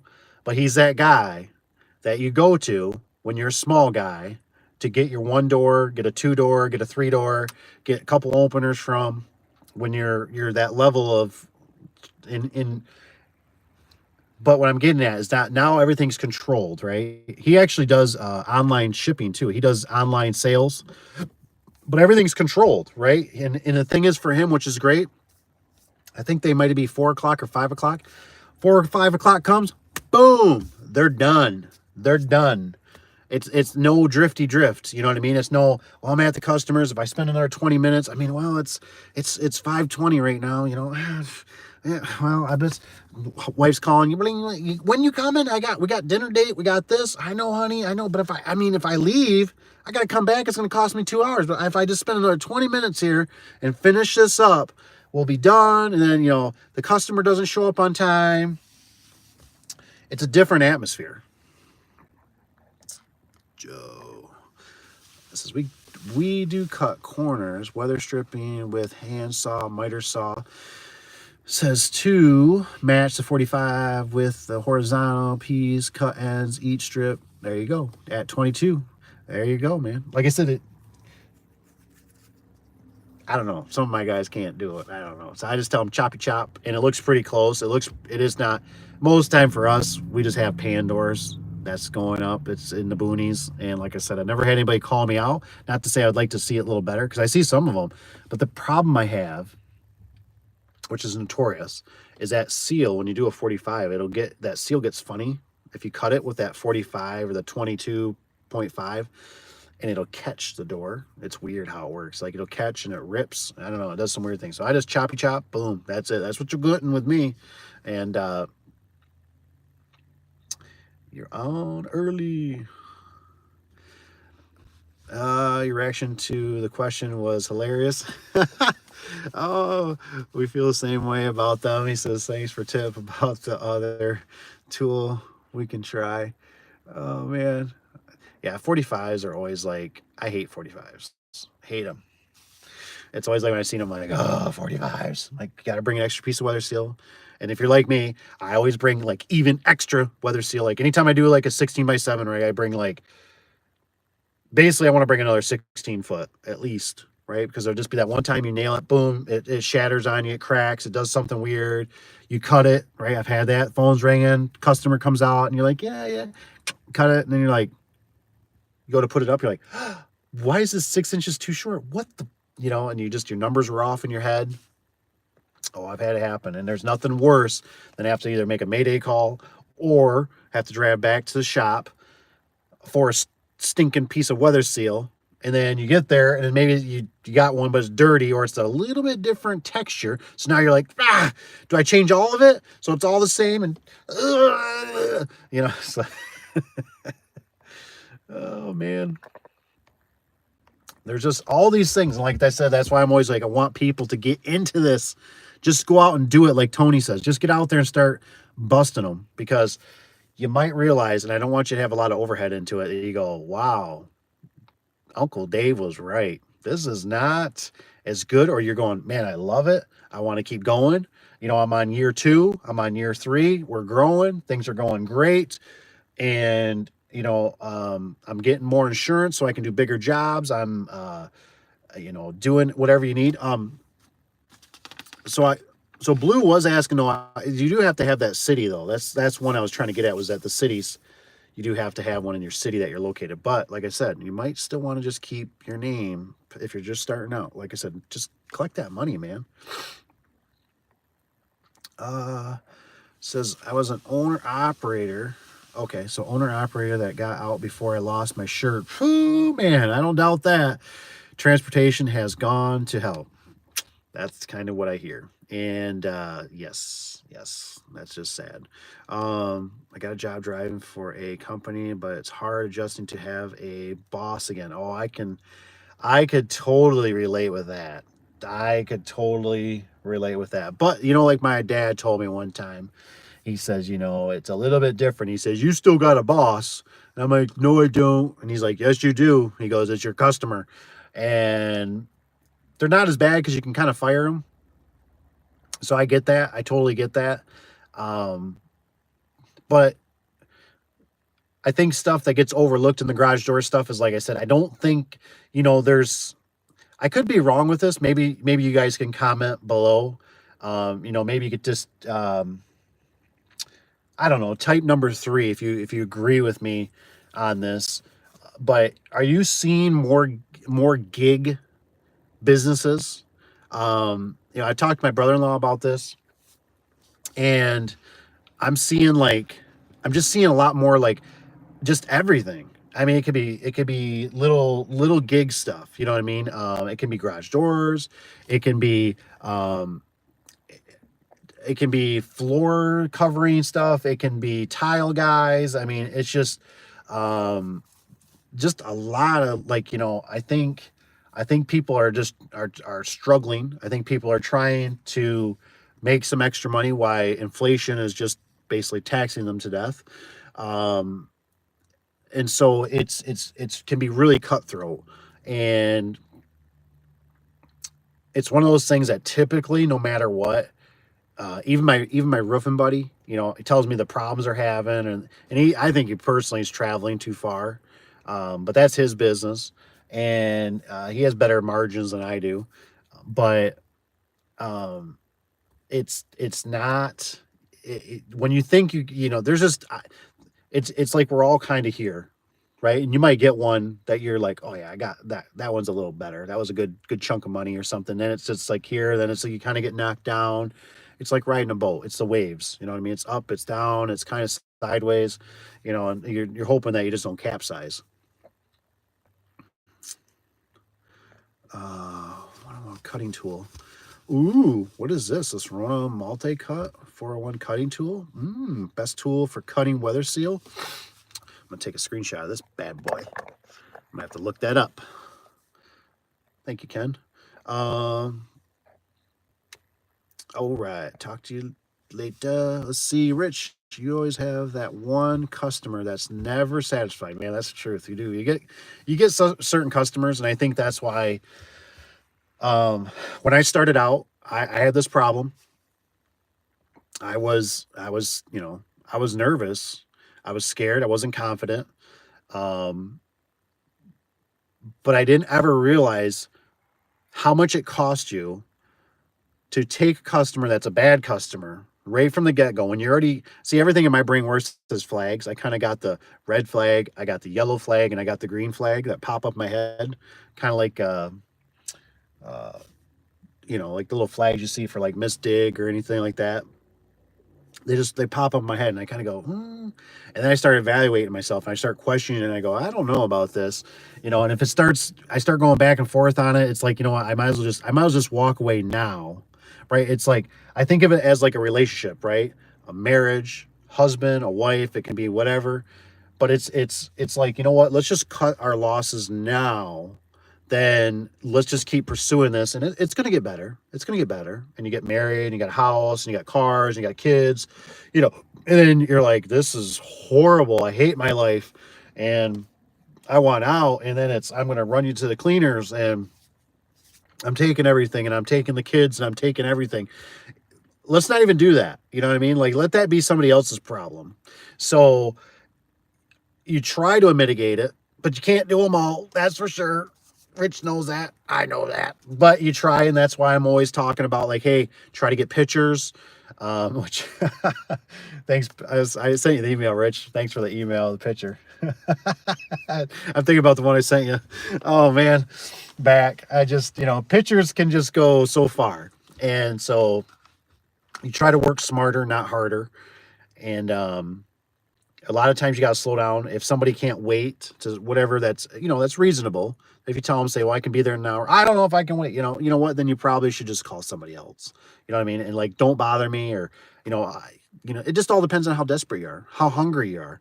You know what I mean? If you're like, well, I might be done in 20 minutes, go ahead and call them. You know what I mean? But for like me, I'm not gonna, there's other work that needs to be done. You know what I mean? Like if they can't wait an hour for me to come and do their springs or whatever it is, have at it. Have somebody else run on a short leash, Oh, he's never. Oh yeah, Ken. It's on Amazon for $20. Is it the chopper? It must be the chopper thing. Jerry, what's up? Hi. Tony says I got to go. Customer call. I have. Good night. See you, Tony. Good luck out there, man. Make sure you keep your fingers. Thanks for the help today too. I wonder what time it is for Tony going out. I wonder what time it is for Tony. Like I said, what a good man. Like I said, I've been there, man. Like I said, I mean, that's what you need. That's what you need right there. That's what you got to do when you're out hustling. You know what I mean? Like I said, if you got to work those, you got to take those calls, and you got to roll, man. I mean, of course, the time where he's at might still be like 3:00, but what is? Oh, have a good one. That's awesome. 3 being their own. What does that say, Jerry? I see what Jerry wrote there. He says customers and calls ruin the live stream fun. Man, like I said, I've been so lucky. This is taken a long time to get where I don't have to be always in that huge rush. But it still ain't easy. It's still work, man. Business is tough. Business is tough. I would have never thought it was going to be this tough. I can tell you what's easier: the rentals. The rentals are a hell of a lot easier because you set somebody up like an insurance agent. They pay you, and you get a leaky toilet here. You got a few inspections here. You got a roof that needs to be, but you're dealing with just a revenue, and I absolutely cannot stress it enough. I love it. It's the variables in this business industry, and I know it's other ones, it can be sometimes they can be so wing, wing, wing, wing, wing, wing, wing, wing, wing, wing. And it's like, are you kidding me? Are you kidding me? Are you kidding me? Like, and sometimes I can predict most of them, but there's always that one. There's that ricochet bullet, that's just like, didn't see that one. Caught me right in the butt cheek. Oh, we got Mr. Tanner. 3 being their own boss. Says, oh yeah, I've been running that cut tool for 5 years. It's great. Like a big scissor weather seal. Yeah, see, it must be the same one I'm thinking. It's really cold. It's hard to cut. I use a multi. Oh, use a multi-vibe? Oh, nice. Nice. Yeah, sometimes I get kind of my hands squeezing that big cutter. So I'll take like a rubber hammer.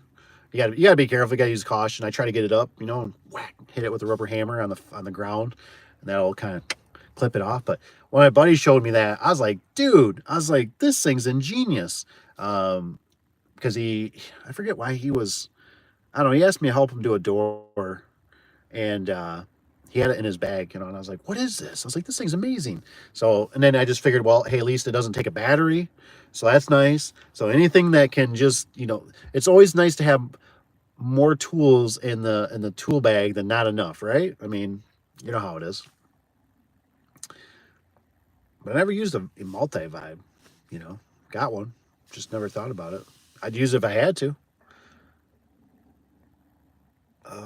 What's Jerry say? Customer calls running the live stream.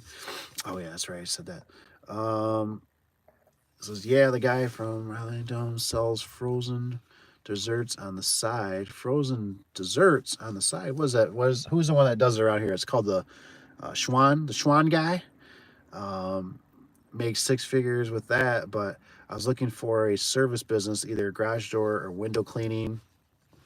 Seem to fit. Man, those are some tough ones, man. Even the one guy watch, you could always check him out. It's Keith Kelfus at the he used to do window cleaning, and I loved watching his videos because, and actually what's weird is my grandpa, he was a window cleaner, and I don't think he made a lot of money back in the day. Don't get me, I think he made a living, but it wasn't like I don't remember anything being super fancy. Um, but what I think about when I think about window cleaners, the problem is that if you have to go inside, if you have to go inside the house, see, anytime you step inside the house, see, because you got to think about this stuff. Start thinking about this stuff a little bit long term, right? Think about how long maybe you can do it or how long your body can do it. So, you got to think about those things. And then you're going into somebody's house. Now, think about if you have to bring an employee, a friend, a family member, a worker that you don't even know, or a guy that you had to switch out that day because your one buddy or whoever or worker or whatever quit on you. You're going into somebody's house. These people might have jewelry, they might have underwear drawers, you sniffers, and the list goes on, right? The poop stains in the toilet, the smell, and this is what I'm saying, like your employee or whoever's going to do.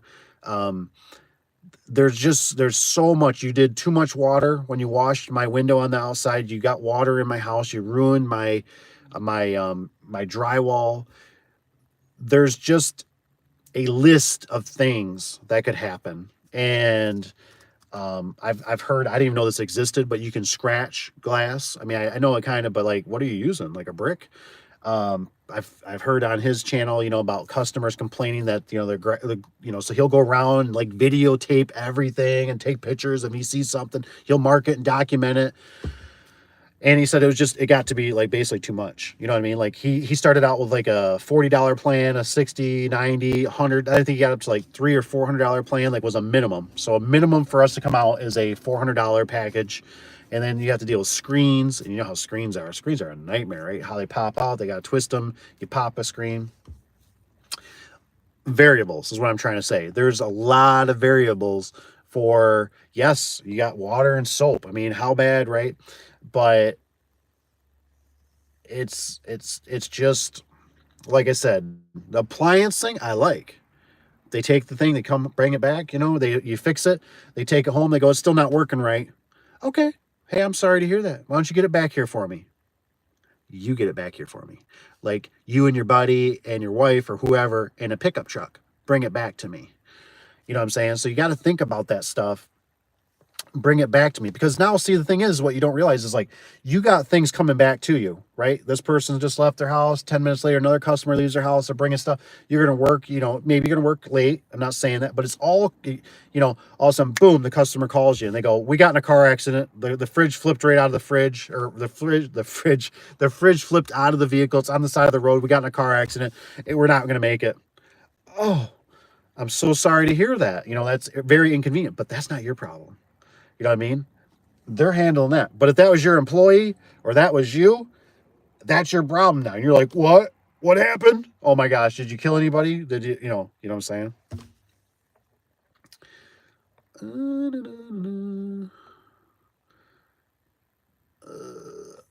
walking out to the low 30s. Iron Tuesday morning. Oh man, the weather changed around here. I know that. Palestine. I don't know that one neither. Neither charity starts at home. Oh man. Yes, it's very, like I said, you got to go out. You got to do what you got to do that fits you. I just, like I said, if I could have done stuff a little different, I would have looked at something that was more. I don't know if I want to say it because I've been thinking about it. There's another business that I thought that there's nobody that does it, but they have to bring their vehicle to you, and I can't really say too much, but I think about that and I go, man, there's nobody that does it. If I could get like the nephew or just an employee, and all you need is basically like a pole barn, you know what I mean? You could do a service that I think, it's a maintenance service, and you could do pretty good. You know what I'm saying? Like, but they're bringing it to you. You got to advertise, whatever. You got, and then hopefully you're gonna get repeat customers because, like I said, it's a maintenance item. And but it's all about, like I said, controlling. You can control that, right? See, when you got employees, right, you also have to deal with, like, I think me and Rich were joking about it. GPS. Like if the kids didn't have, I've had this even personally, right? Employees. Well, I ain't got my phone. I don't have a smartphone. Okay, well, I'll get you a GPS. Well, then the GPS is wrong, or it's outdated, or you get a new one and it costs $300. So then you buy them a phone, and then they lose the phone, or they steal the phone, or the phone doesn't. You know what I'm saying? It's like they always got something. Versus, you know what the problem is, right? The customer called, they got a problem with their garage door. You need to go solve that problem. But now you have this variable of like, well, the van won't start. I've had it happen. Guy comes in, van won't start. We had an older van won't start. Guess I'm done for the day. Oh, no, you're not there, Johnny. Guess what? U-Haul's right down the road. Go down there. Tell them you need a service van. We already got an account with them. Go down there. Go get a service van. And then bring it back and take your tools out and load them in. You're at least going to get one job done today, Johnny. And they don't like that. It puts them in a bad mood. They already had intentions. They manipulated the vehicle. I don't know if that was ever the case. But there's all these variables versus a building. Bring your appliance here. I got the parts. I got to order the parts. I'm in a controlled environment. It's a flood out there today. Not a problem. You're not hydroplaning. You're not taking doors off a truck that you're getting sopping wet on, or the openers in the back of the truck or whatever you're using, that's getting wet. I'm starting in the garage door repair. So Joanne says, I'm starting in the garage door business. What are your thoughts on working with home warranty? We mentioned that earlier, and I think Tony or Rich was like, wouldn't do it. You know what I mean? It's just, you're not dealing with one decision maker. I'm all about, you need a decision maker. That's the best way. I've worked for communities that have gates, and I've had them. It's a community of, I don't know, I think there was only 5 or 6 houses in this community, and they'd have to send an email out. And then I remember I had to reprogram all the remotes one time. They gave me 2 Ziploc bags full of remotes for everything. Some were for starting cars, some were for their microwaves, some were for their fridges, some were for their TVs. And I'm like, these don't even link up to the gate operator. What are you doing? You know what I mean? It's a nightmare. Instead of just dealing with one person directly, their property, their home. It's payment now. I want half to get the job or whatever, to order the product or whatever, and I want the rest when I'm done. You know what I mean? No third party. Oh, we'll give you a credit card. Oh, we need, so third party is like, typically, I remember, it just dawned on me, we always had to get a stamp. And so if you got employees, right, or you forget to get the stamp, that's a big problem, because that warranty company typically needs a stamp or a signature.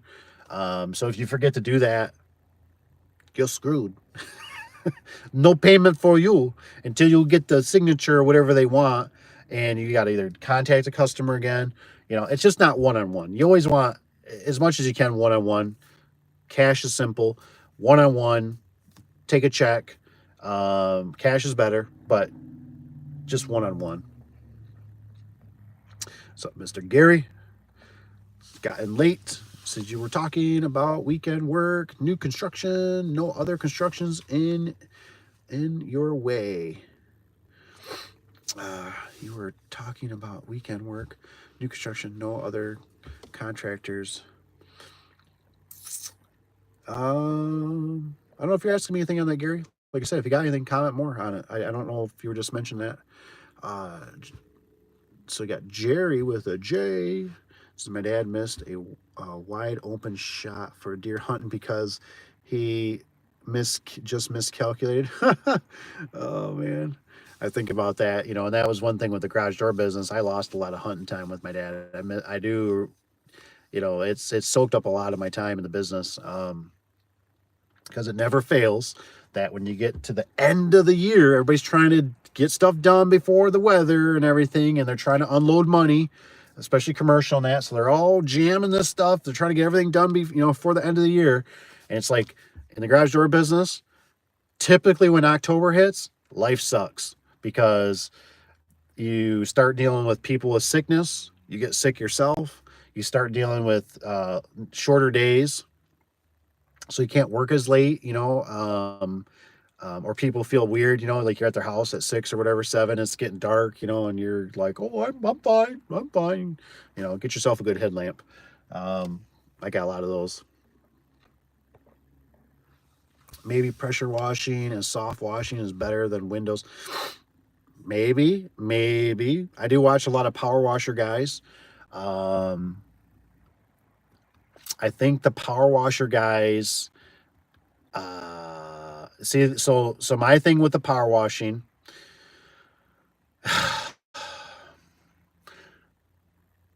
I've heard some people, I don't know if this is true, the power washer guys would know this stuff, but I've heard some people complain about, you're using my water, don't you bring your own water? I've heard of that. Everybody finds something to complain about. So I mean, it's just, but the power washing, I actually know a distant family member that does it. And I think he's actually in his 60s, early 60s. And he's a really upbeat dude. He's and that's what he does during the summer. And then the Florida, in the wintertime and stuff, he heads out to Florida. I don't think it's bad. I don't. See, the thing is that you still got the travel. You still got the equipment. You still have maybe employees. Now you got ladders. See, another thing you got to think about is like ladders. Like if you do temp workers, they won't like for us up here in Michigan, they won't, if they're going over 6 foot, they won't cover it for temp workers. If you want to use a temp service. So now you got to do all the workman's comp to do everything legit, unless you're going to pay them cash and all that. It's a can of worms of its own. So, I try to think of things that are slow. So like part of me is a little bit soft for like, I've been hearing, these gigs things. So like if you got property, what could you do? Like sometimes I think about, I go, when you got property, I go, what if you start growing trees? It's a long-term thing, but if you start growing some kind of tree that people like to use for like a fence row or anything like that, or, vending machines was always one that kicked off on me. Because you're planting something, maybe you got to do a little kickback for the owners of the business or something, right? But I don't think these people get rattled, right? And I know a guy that has multiple locations and he runs it all by himself. And he has a guy that'll come in that knows the routes when he goes on vacation. But this guy rides around in a newer Chevy truck, a diesel. He pulls a cargo trailer, and he makes a living. Is he making a killing? No, I don't think so. But he lives in a very, newer, modest home, in some kind of a subdivision-ish. When I see him, he's always in a good mood. I mean, it looks like he's just living life, man. And, the machine runs out. Sure, you want to fill the machine and you can gauge that, what's selling, what's not selling. But I think about that, but at nighttime, right? Those second shifters are coming in, the third shifters, coins after dollars after dollars after credit card, maybe if he's using credit card on him or not, is being transactioned. Where when you do the power washing, you do the gates, you do the garage doors. Everything is you. And then you get to a point, maybe now you got to have employees because you can't do it, or you have a sickness, or you got hurt, or, and I know he's got obviously machines that break down. But you know what I'm saying is, like, I don't feel like there's that sense of urgency where, like, in the garage doors, I don't know how to describe it, but for me it was always anxiety where people call and they're like, oh my gosh, my garage door spring, like, when can you get here? And I'm like, well, I had a customers right now. Yep, I can yabba dabba do. I can yabba dabba do it. And I can get this done probably in about 30, 45 minutes. And I could probably head your way. I could probably be there about an hour and a half. Okay. Blah, blah, blah. Right. Well, there's no money transacted. There's nothing that happened. Right. So then that time comes. Right now, if you're a good doobie, you call. If you're a bad doobie, you just drive there. You drive there and they're like, oh, we already got some. Or you drive up and you're like, that's my competition. Like, what the, you know? And so, and if you call, they might say, well, we already got somebody else coming. And you're like, well, great. I just busted my hiney to get this job done early for you. And now I don't have another job I got to go to. I got my other one scheduled for another hour or two. And you know what I mean? So it's hard to deal to. So I like stuff that's more controlled. You're not probably going to get somebody. We're out of Snickers bars. They were full this morning. They're out tonight. You need to get somebody here now. We need Snickers bars now. You know what I mean? It's kind of that whole. I like that they don't I like why I like the rentals. It's because when stuff happens, you don't get threatened. You know what I mean? They call, hey, the hot water tank went out. Okay. Well, I have two choices. I can go over there and fix it myself. B, I can call a contractor. And now I get to dictate, well, how soon can you do it? Yeah, and how much are you thinking this is? No. I'm going to call somebody else. Thank you for your time. You know what I mean? And now I have these choices where when you're out just running, I don't have a lot of choices. You know what I mean? You're, oh my gosh. I don't know how to describe it. I'm looking for that perfect description on it, right? Keep it small, keep it all. Money is simple. I'm sorry, I said that wrong. Cash is simple. I'm looking for that little bit of what that is.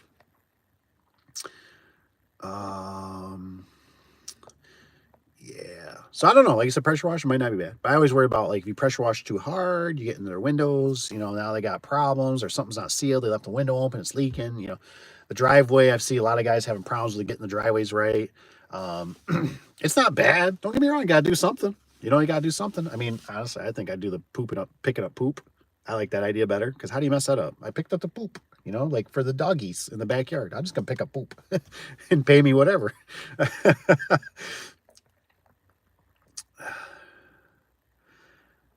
Your washing machine was a job, I'd be rich because I'm sweaty.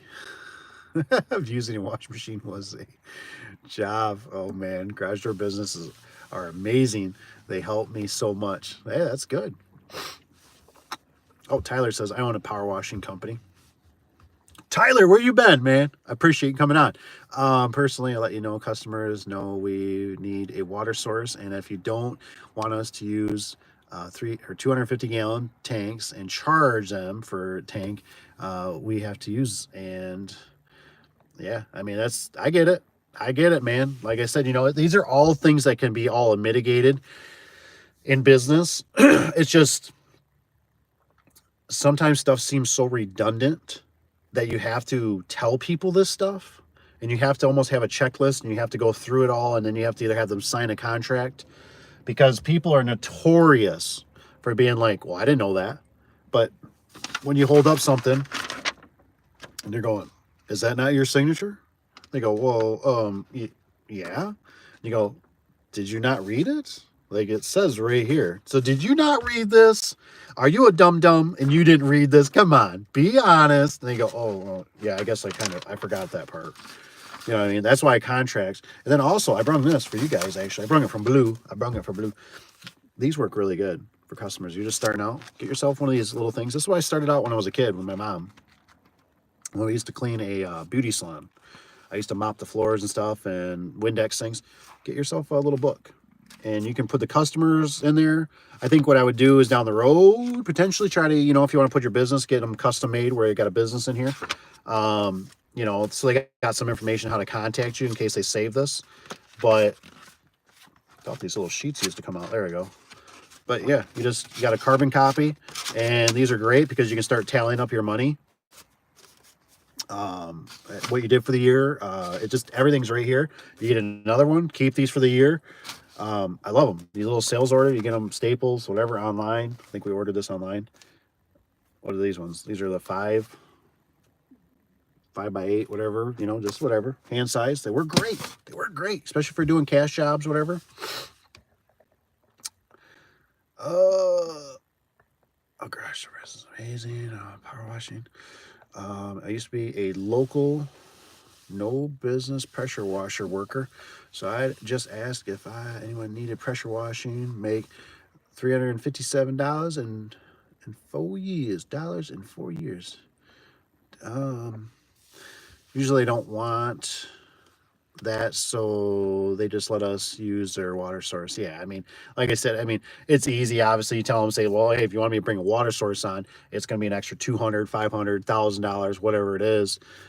They typically, you know, are like, oh, that's fine. Just use my water, you know. So that's cool. I don't know if Tyler, do you do any videos or anything? Because I don't know, man. I just feel like you got to come on some of the live streams that I do, because I feel like you're one of those. You're into that other service, and that's what I'm always trying to like. I'm always trying to open my mind up to those other service because I'm like, what kind of problems do you have?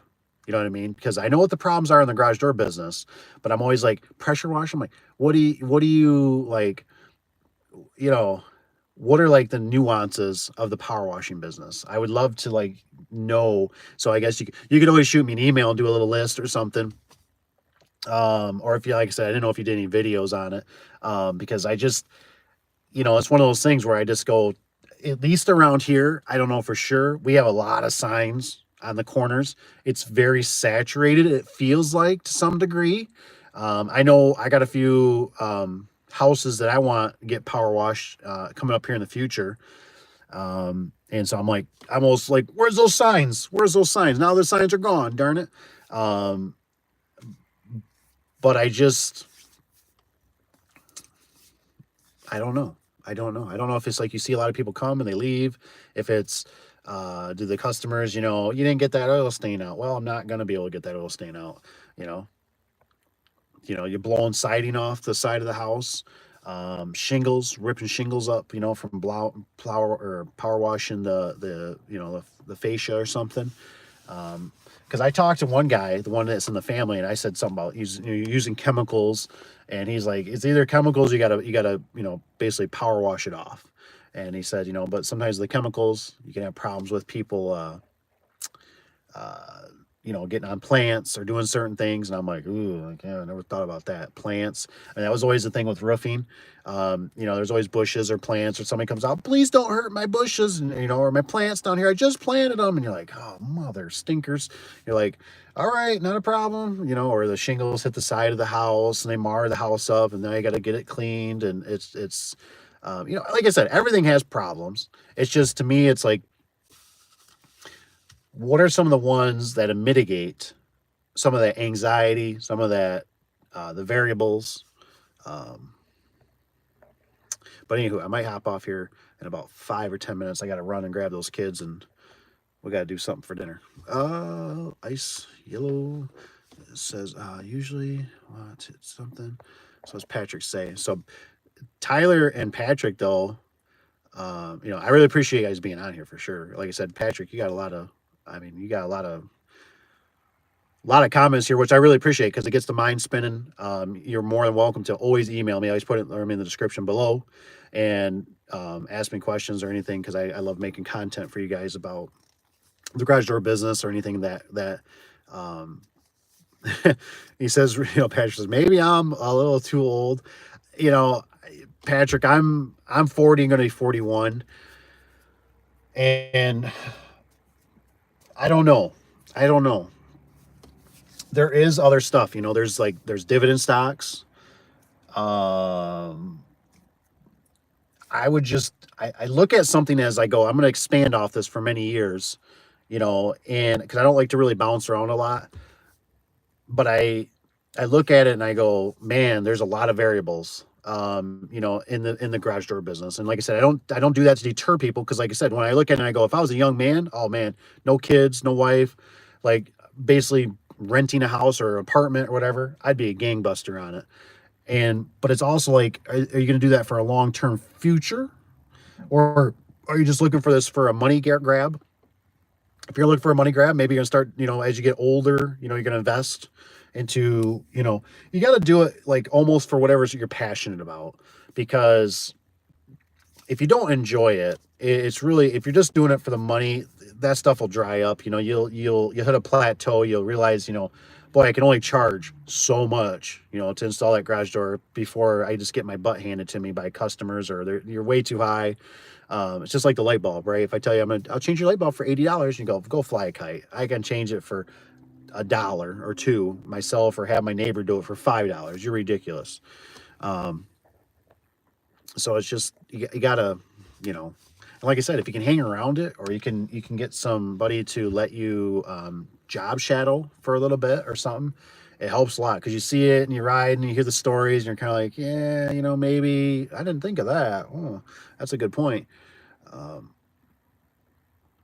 uh, but got to do what Tony says. I think it was Tony. Get the Surewinder. Get a Surewinder, because it can be hard on your shoulders. That's for sure. I do know a few guys, so you got to really pay attention. Maybe too old. Maybe my friend is right. I should probably get into frozen dessert. Frozen dessert don't sound too bad. You pull off the side, you take some home, have a little dessert. You know what I mean? Honestly, I would do it if frozen dessert don't sound bad. It's light. Maybe you get to see some customers. Um, it sounds like it's got a lot less variables, in my opinion. You know what I mean? It makes people happy. Typically people aren't happy because you give them a bill, you tell them a price. It's that whole thing. Like, people will spend thousands and thousands of dollars on a kitchen remodel, right? And they're so excited. Oh, I've been dreaming about this kitchen. It's going to cost me 50 or $200,000, but I so want it.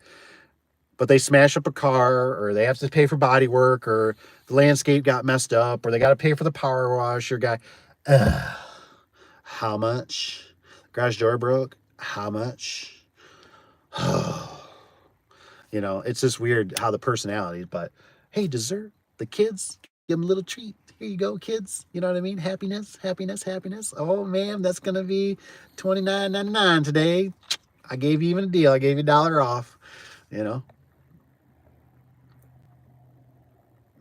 It says spring is almost here, and we have 9 months warm weather here.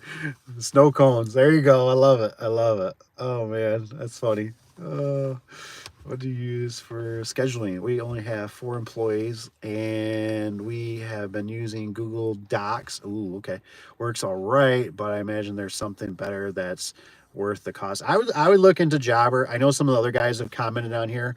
I can't remember what they were talking about some that I didn't hear.